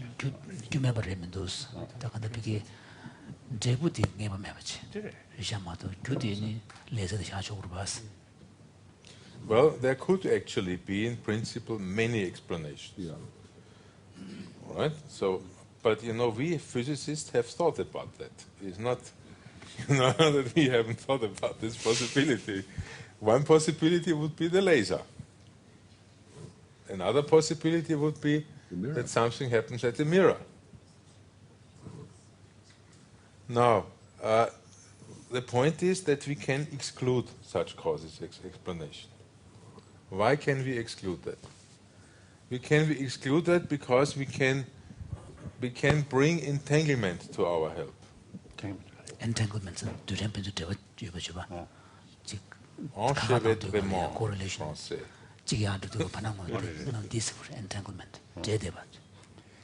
Because what you can do now,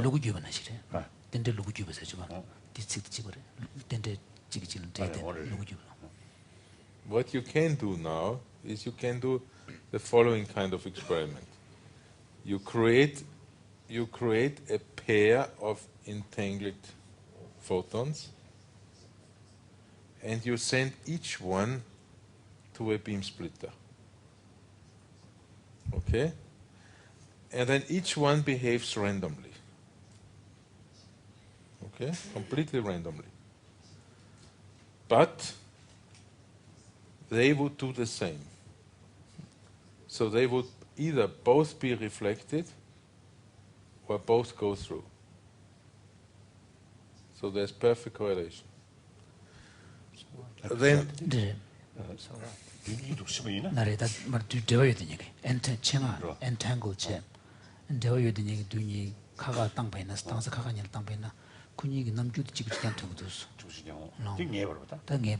So in that sense, there is a certain kind of regularity. There's a pattern here. Absolutely. So this pattern actually seems to indicate even more that there might be a cause, right?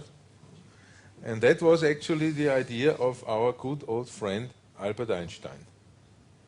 He thought that he actually said, you know, he did not like this randomness. He said, famous saying, God does not play dice. To which actually Niels Bohr answered, stop telling God how to run the world.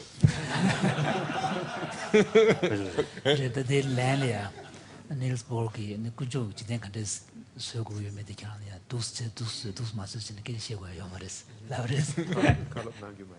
So let's come back. So this was the idea of Einstein actually, that this perfect correlation seems to indicate some regularity. And there was a debate in the history of physics Einstein was 35.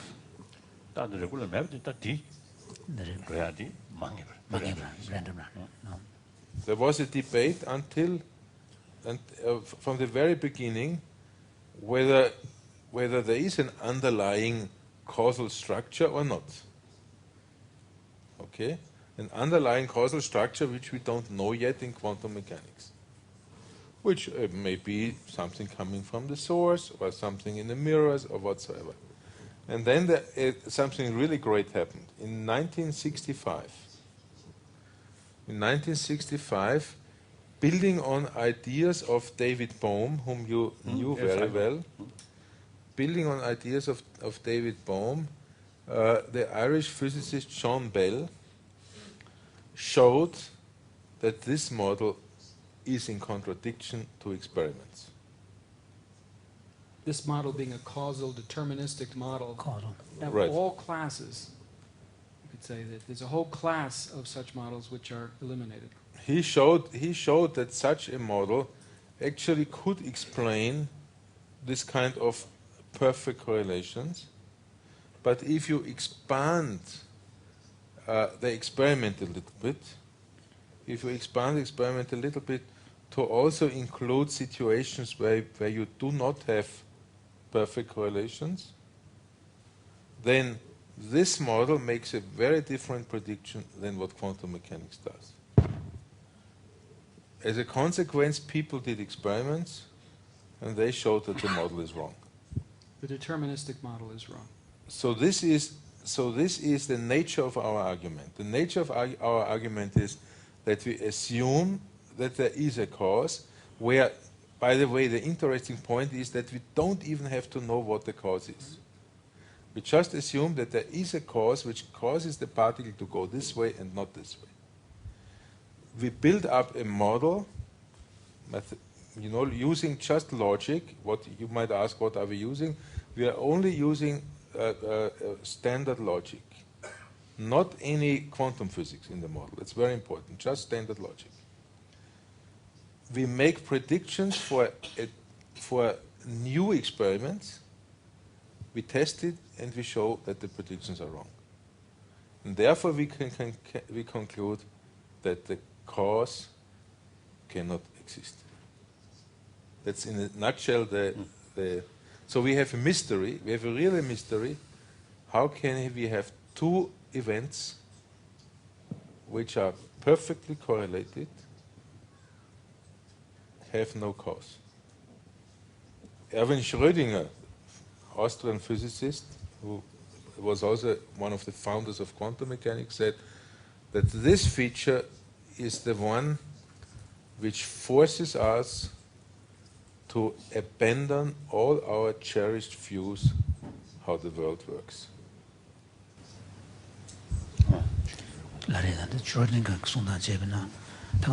내가 때원 데려자 다간다 지 예매게 중원들이야 규요가 시장에 돈 데세 잡을까봐 데빌 봄 느껴버 봐 규요가 시장 돈 잡을 때디 아니 실리샤제 아니 로직 리버 배주지네 리버 기마 배주 제베가리아 아니 프레딕션 제하게 디 다주 제베가리아 아니 퀀텀 그 남샤 먹부지던 게인도 요르스 there's a Gumeba Shisha, Chundele, Gumeb Gaming, Chundele, Gumeba Shisha Chedugolani, Quantum Ganamsha Mambuchi, Detunish, Yungoris. The Inzana Shrutin, the quantum Kranzu, the Namjumbuch, Yorba, quantum level. That the Chundele, Guyoba Shisha, on the Shejabina. Nangema Bushwito. That Gumeba Shisha on the Shejabina and quantum Kidam dead in Chiche. The Denzan Shrutin Gurgi, and that needs to tell tennis. Sometimes to young around but such a city that you did Namsha Mambuchi and Chilotango heads get them legal to some shop race. Now, what we'd like to do at this point is to pose a couple of questions, you could say, to our Buddhist colleagues. And then we're going to ask Jinpa if he will provide a short account of causality in Buddhist thinking, and then we will open for discussion. You could say the first question is, why is this so important to Buddhism? Why is causality so crucial to your way of thinking? Why, if this is true, is this such a difficulty for Buddhist thought? The second question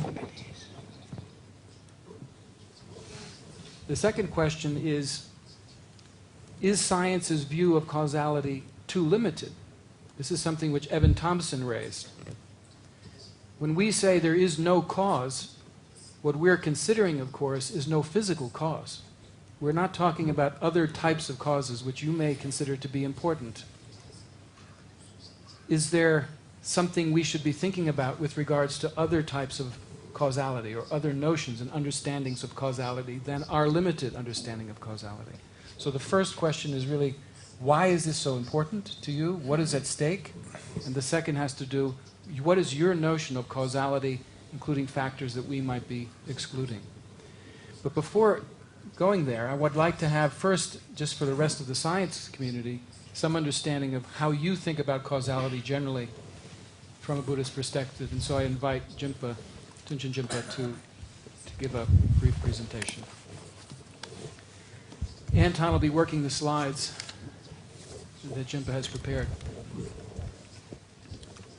Your Holiness, I feel very slightly nervous and also embarrassed to be speaking in front of His Holiness in public. Actually, this is the first time I've done in my own voice, so I would like to ask your kind permission to be able to step out of my role as your interpreter and speak in my own voice. The last time I spoke in front of His Holiness in my own voice was as a young monk student in one of the South Indian monasteries when His Holiness visited and we were asked to stage, debate in front of His Holiness. At that time it was quite a nerve-wracking experience. I hope this time, hopefully, as a more older person, I won't be too nervous. But if I seem a little nervous... Because labels.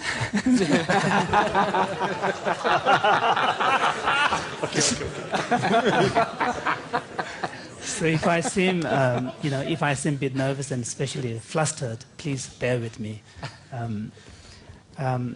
Yesterday we had in Evans, actually right at the beginning, His Holiness really pointed out a very important aspect, and that has been very crucial for the development and refinement of Buddhist thought, which is the presence of challenges to the established Buddhist views, and how throughout the history of development of Buddhist thought, challenges posed by other sophisticated intellectual traditions have been crucial in the development of the Buddhist understanding of the world, and particularly in both understanding of the external world and the mental world.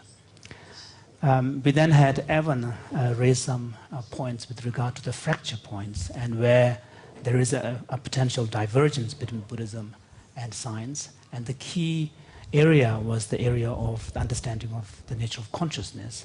And one important question that was raised was the question of downward causation, the causation from the mental to the physical, and how this could be a potential an area where there would be major divergence.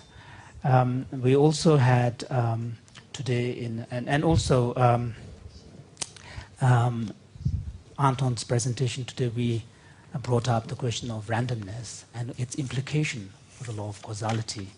And so what I would like to do is to step back a bit and present why is, in order to appreciate why is causality so important for the Buddhist perspective, to understand the kind of the place of causality in the development of the Buddhist thought, going back to the Buddha himself, and so that the scientist particularly will have an understanding of a more contextual basis of this notion.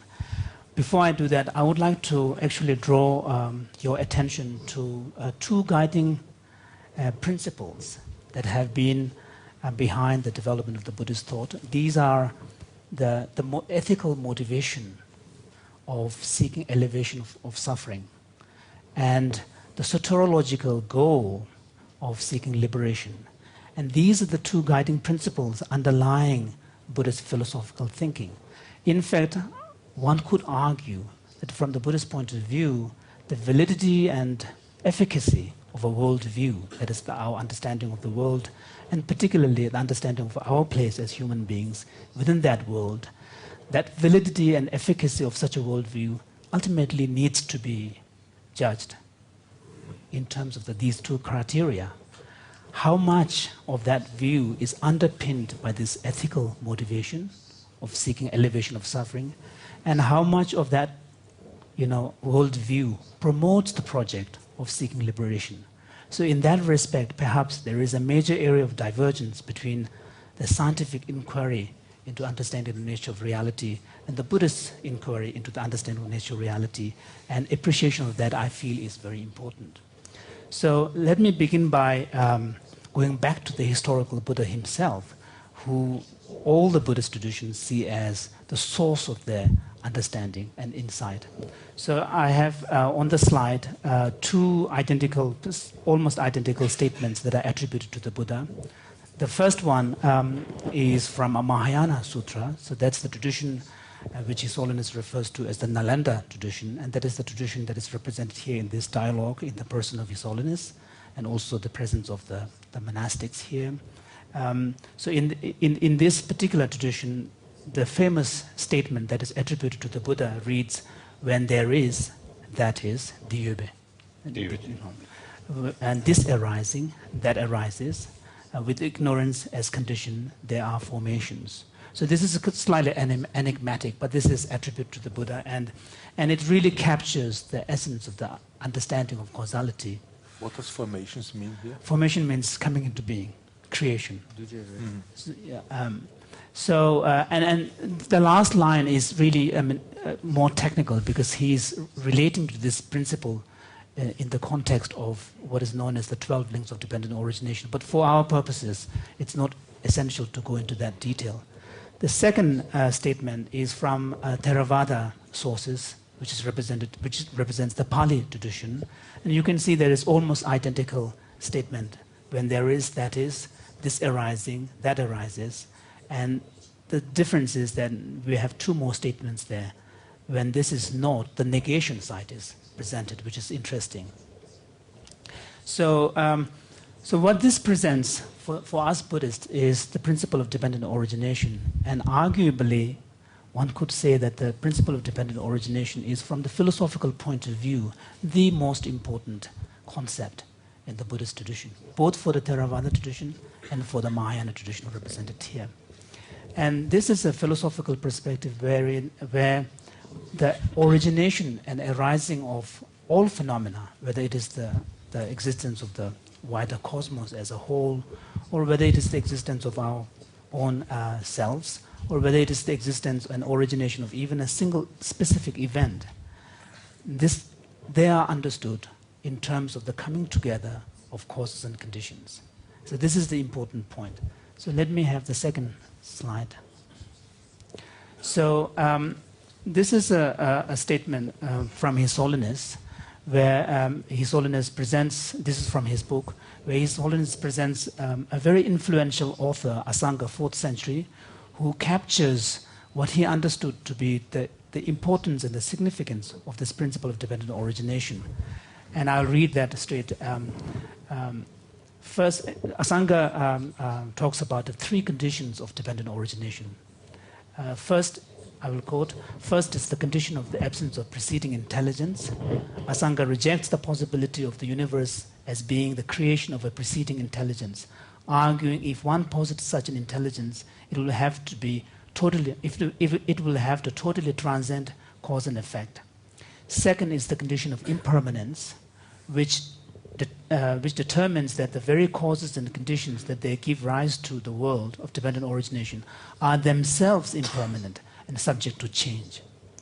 The third is the condition of potentiality. This principle refers to the fact that something cannot be produced from just anything.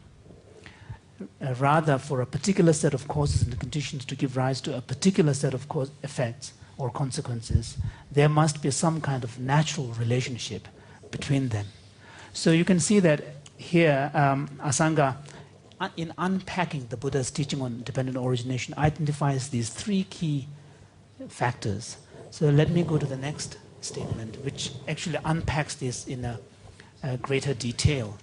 And here, it's quite interesting to see how, Asanga reads in the teaching on the dependent origination a lot more than simply causes and conditions, and draws out the implications. And this is from his Abhidhamma Samuccaya, that the text that His Holiness referred to, where the list of 51 mental factors are presented, compendium of knowledge. So I will, this is a rough translation. The fact of dependent origination is the meaning of there being no creator. So you can see Asanga explicitly ties it up with the rejection of a notion of creation. The fact of originating with causes, the fact of there being no sentience, so either in a sense of sentient beings with discrete egos, the fact of being other dependent, the fact of there being no prior movement of intelligence, the fact of being impermanent, the fact of being momentary, the fact of unceasing continuity of causes and effects, the fact of causes and effects being commensurate, which is the idea of there have to be a natural relationship, the fact of variedness of causes and conditions. This is the notion of multiplicity of causes and conditions. The fact of causes and effects being specifically determined, that there are, one set of relations can lead to another set of relations, but not just anything. There is a kind of a... This is the meaning of dependent origination. So, Asang, you can see that the dependent origination, which originally was read as a simple explanation of the law of causality, but now has a much richer appreciation, which has all these implications. Now, if I can go to the next slide. Now, what we see here, of course, this is partly my own personal interpretation. What we see in the Buddhist thinking is a sort of an attempt to move away from the language of, cause, more to the language of conditions. Mm-hmm. And this is now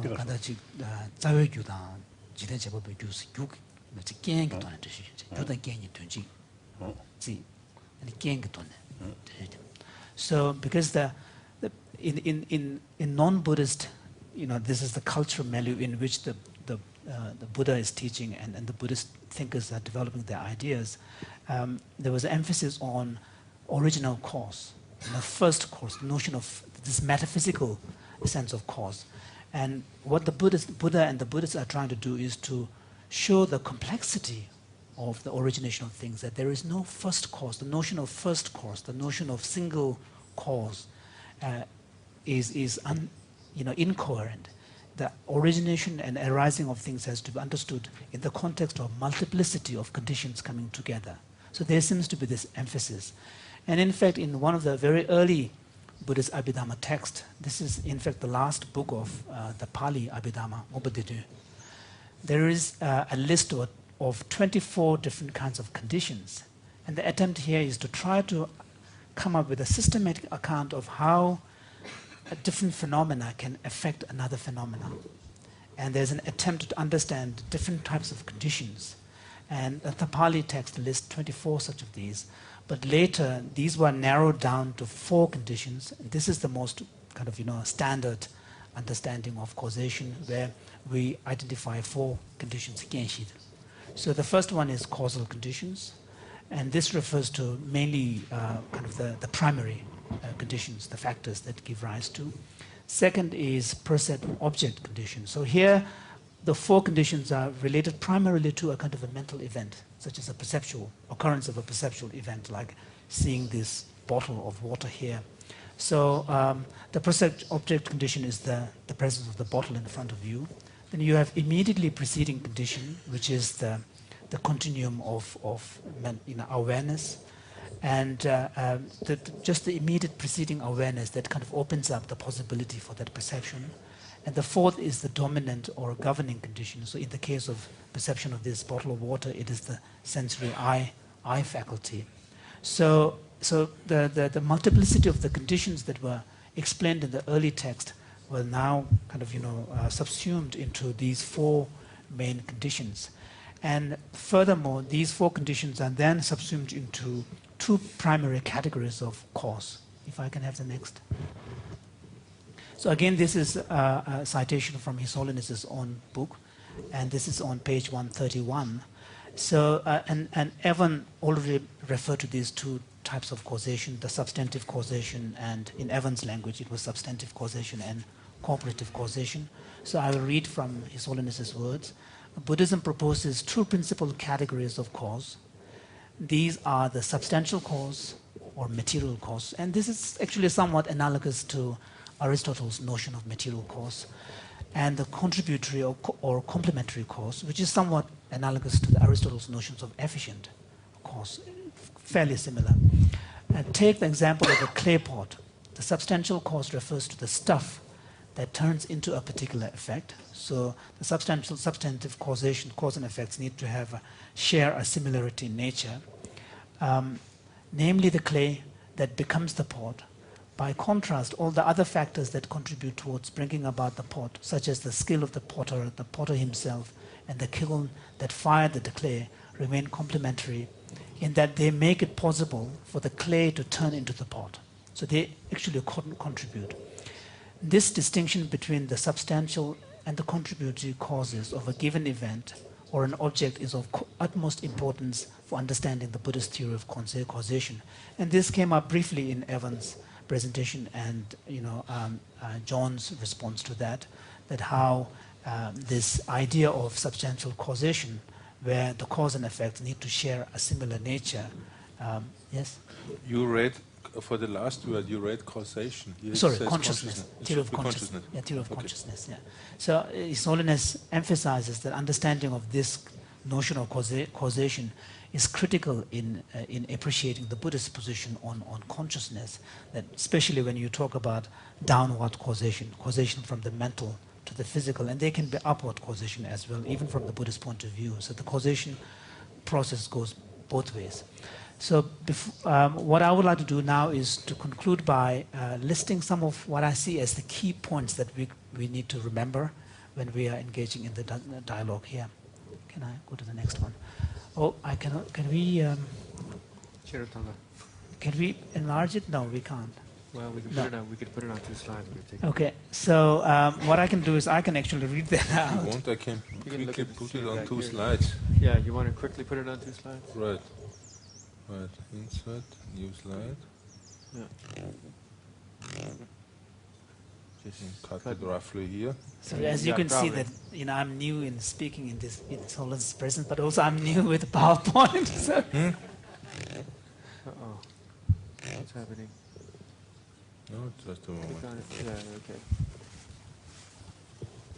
okay. Control V. A little bit too small. Actually, I can read. Make a third one. Just one moment. Top box. Okay. Just one moment. Control X and then add another view. Insert a new slide to the last one, and then we have it all. So now we have it all. So here's the first one. Larger now. So the points that I think we need to remember here, from the point of view of. Slide view. Sorry, down here. Yeah. Okay. Very good now. So,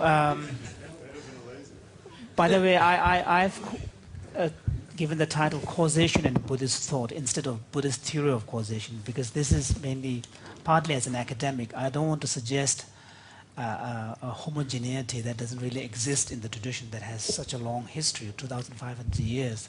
There are internal debates on the nature of conditions and the relationship, and whether or not cause needs, in order to produce an effect, has need to have a causal power by virtue of its own essence and so on.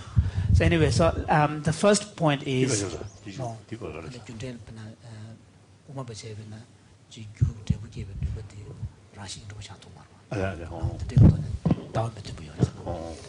so no supernatural causation through prior design by an intelligence. So this is very important for the Buddhist. The origination of the world and everything has to be accounted for within the world, not something outside.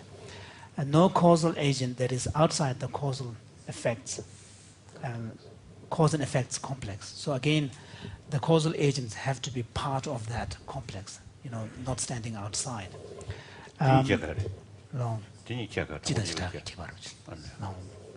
And the third one is the logical untenability of uncaused events. So this is very germane. We will have discussion with you, Anton. And the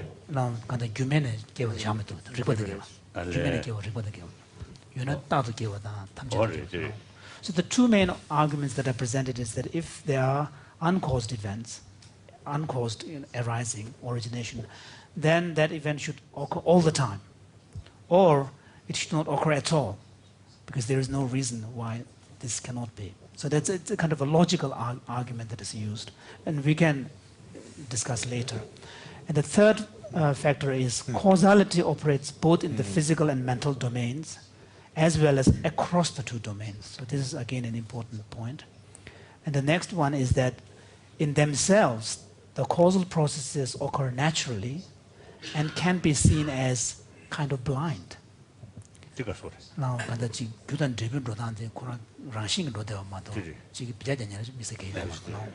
So even, for example, in the case of karmic causation, karma has no volition of its own. So it is still kind of a blind process.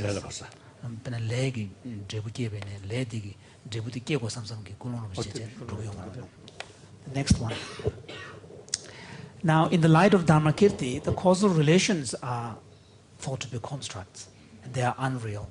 What you have is basically events, one coming after another in a form of a succession within a certain pattern of regularity, but the relations are our own constructions.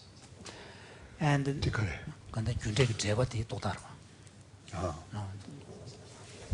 the next one is effect to cause inference is valid. So you can make inferences from the effect to the cause, but not from the cause to the effect. And the only inference you can make from the cause to the effect is a probability or a potential for that effect, but nothing more than that.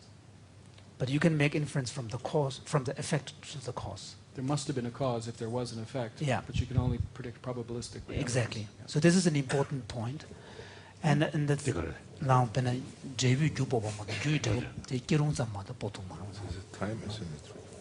and the next one is, in the light of Nagarjuna, no conditions have causal power by virtue of its own essence. So in fact, the concept of essence and causality are thought to be incompatible. For Nagarjuna, by the notion of essence imply a self-enclosed and completeness, which then has no openness to effect coming from outside. The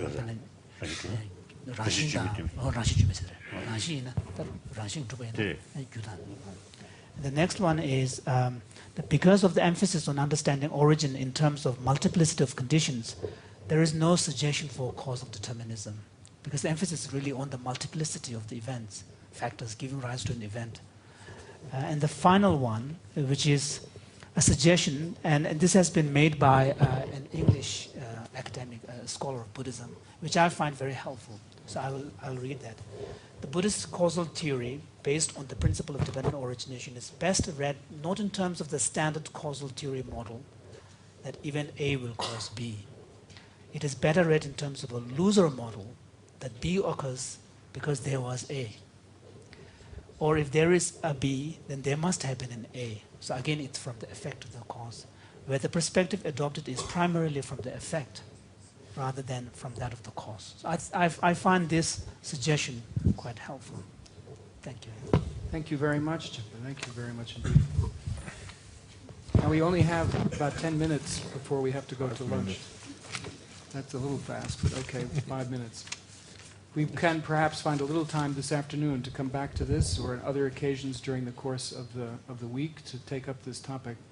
But I'd like to first see if Your Holiness would like to add anything to Jimpa's remarks concerning causality and its importance in Buddhist thought. Why is this so crucial? Are we too limited in our view of causation in science?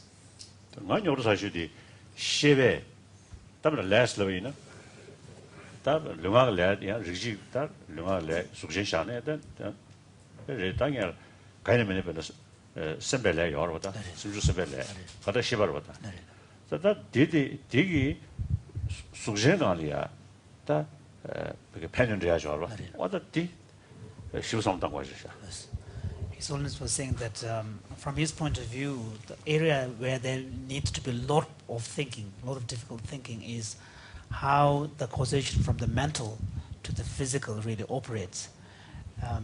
That seems to be really the crux of the problem.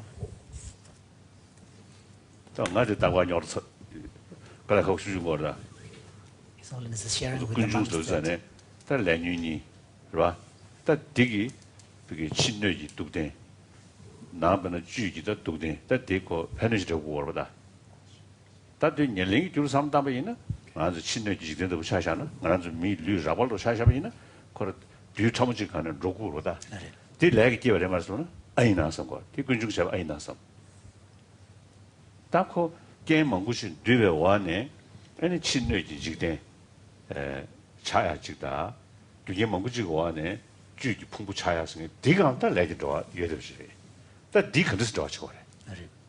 So the area where there is a lot of difficulty for His Holiness is how can we conceive and understand this interaction between the mental and the physical, and particularly with respect to the Buddhist theory of karma, where, for example, if you look at the origin of the universe, the world that we're inhabiting, and also the evolution of our human body, on the material level, the origination of the arising of the human body can be understood in terms of the physical explanation.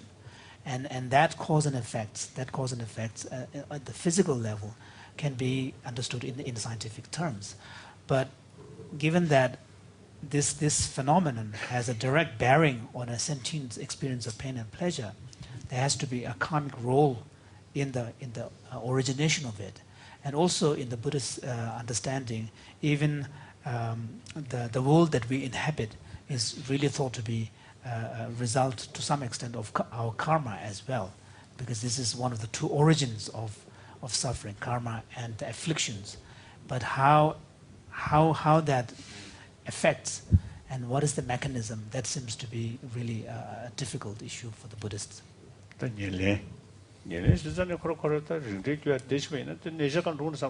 So for example, with the model of the two types of cause, the substantive causation and the cooperative causations, so with respect to human body and the world, if you trace that kind of substantial causation, this is purely natural process.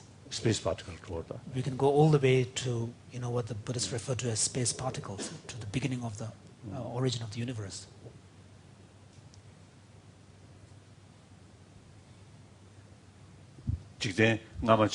가서 ngamatong chima macha baragi ta dutrol ju gurba anga shi da suje rabodi cha야기 gyung to ya 대시면이나 근데 쉽게 나눠야 가래 모두 저 통합메스 다지 링제의 유사람도 유르면 다시 내가 왜 통합이 이거보다 그래요 서다디 통합 메시지 손대도 다들이 디디들 내거기 가지고 내가 소거래 다 뒤참한테 대기입니다 대기 소거래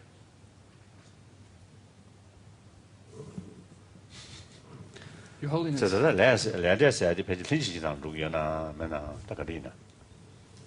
So His Holiness is wondering whether the role of karma has to be understood more in the cooperative causation process, rather than the substantive causation process. He was asking the Gishis. So if you trace the origin of our, the universe to the point of the beginning, and Buddhist point of view, there's this space particles in an empty state, and in one of the Indian texts, the 400 verses, there is a suggestion that there is no beginning to the to phenomena, you could say. There is no beginning, and so His Holiness is saying that you cannot. And increase. No, there can be an end, but there is no beginning. But of course, here we are talking in terms of its causal continuum, not in terms of the phenomenon itself. The phenomenon itself is a momentary. This beginning, certainly. No start of the causal chain. No beginning to the causal chain.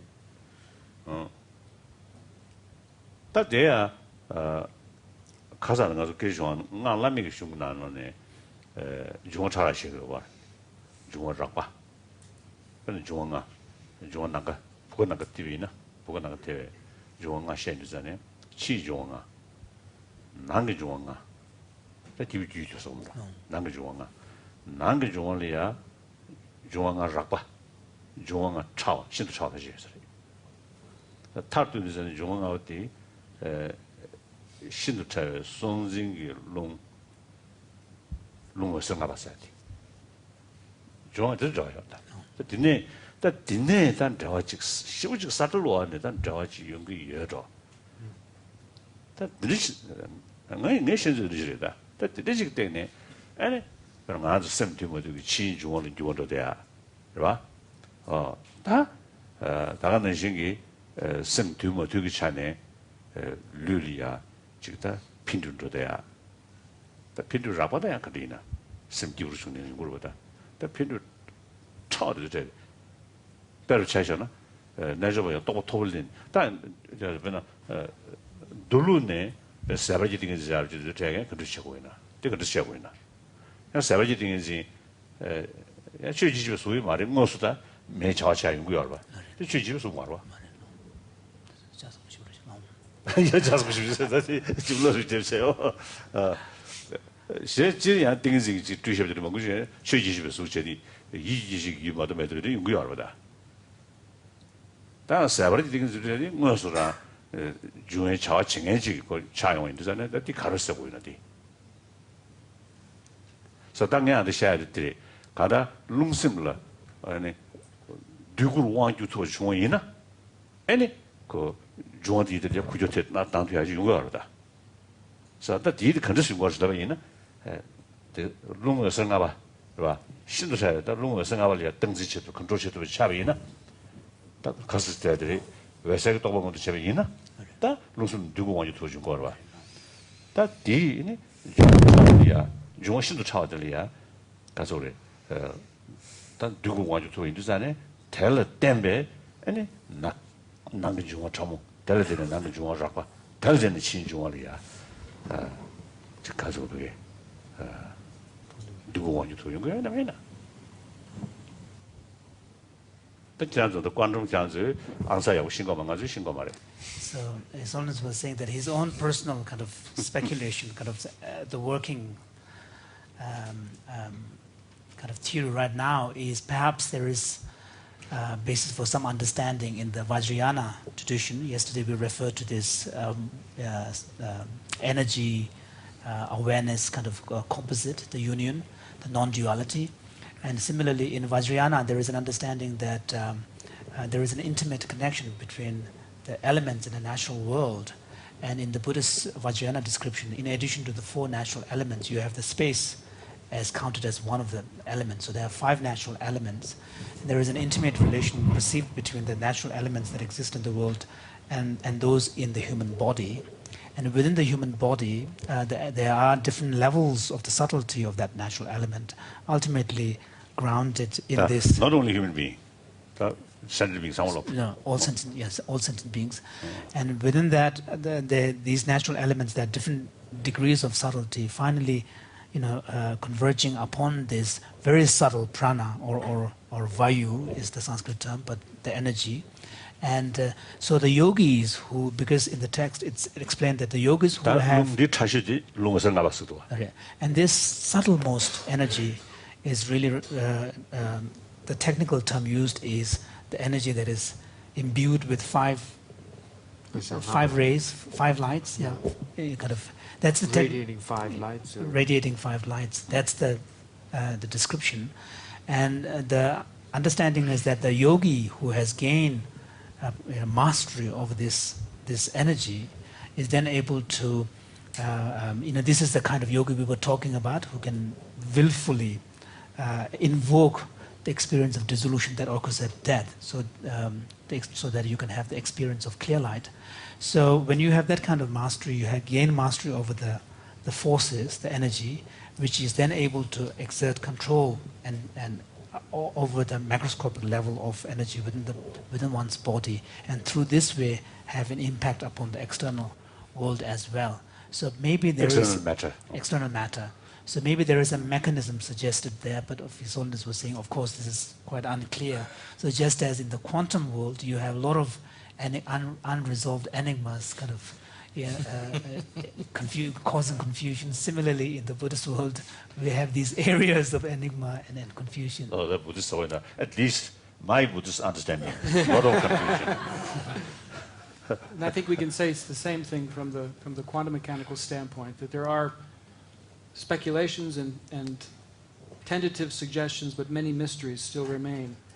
And I'm sure we'll come back to this theme of causation, especially the mental causation, karmic causes, and so forth, as we go forward. Maybe just to make one final comment concerning this asymmetry that you emphasize so strongly between cause and effects and causes. I think you find a similar asymmetry in quantum mechanics. That is to say, once there has been an effect, for example, detection at one of the two detectors, 0 or 1, then you can tell a story, a kind of causal story about what must have happened in the already existent past. Well, I don't think that I agree. Okay. We'll end on that disagreement. You don't take Wheeler's suggestion? Yes. Wheeler talks about it that way, no? I know that. Okay. Perhaps I think after lunch, more agreement will come. More disagreements after lunch. More disagreement. More disagreement.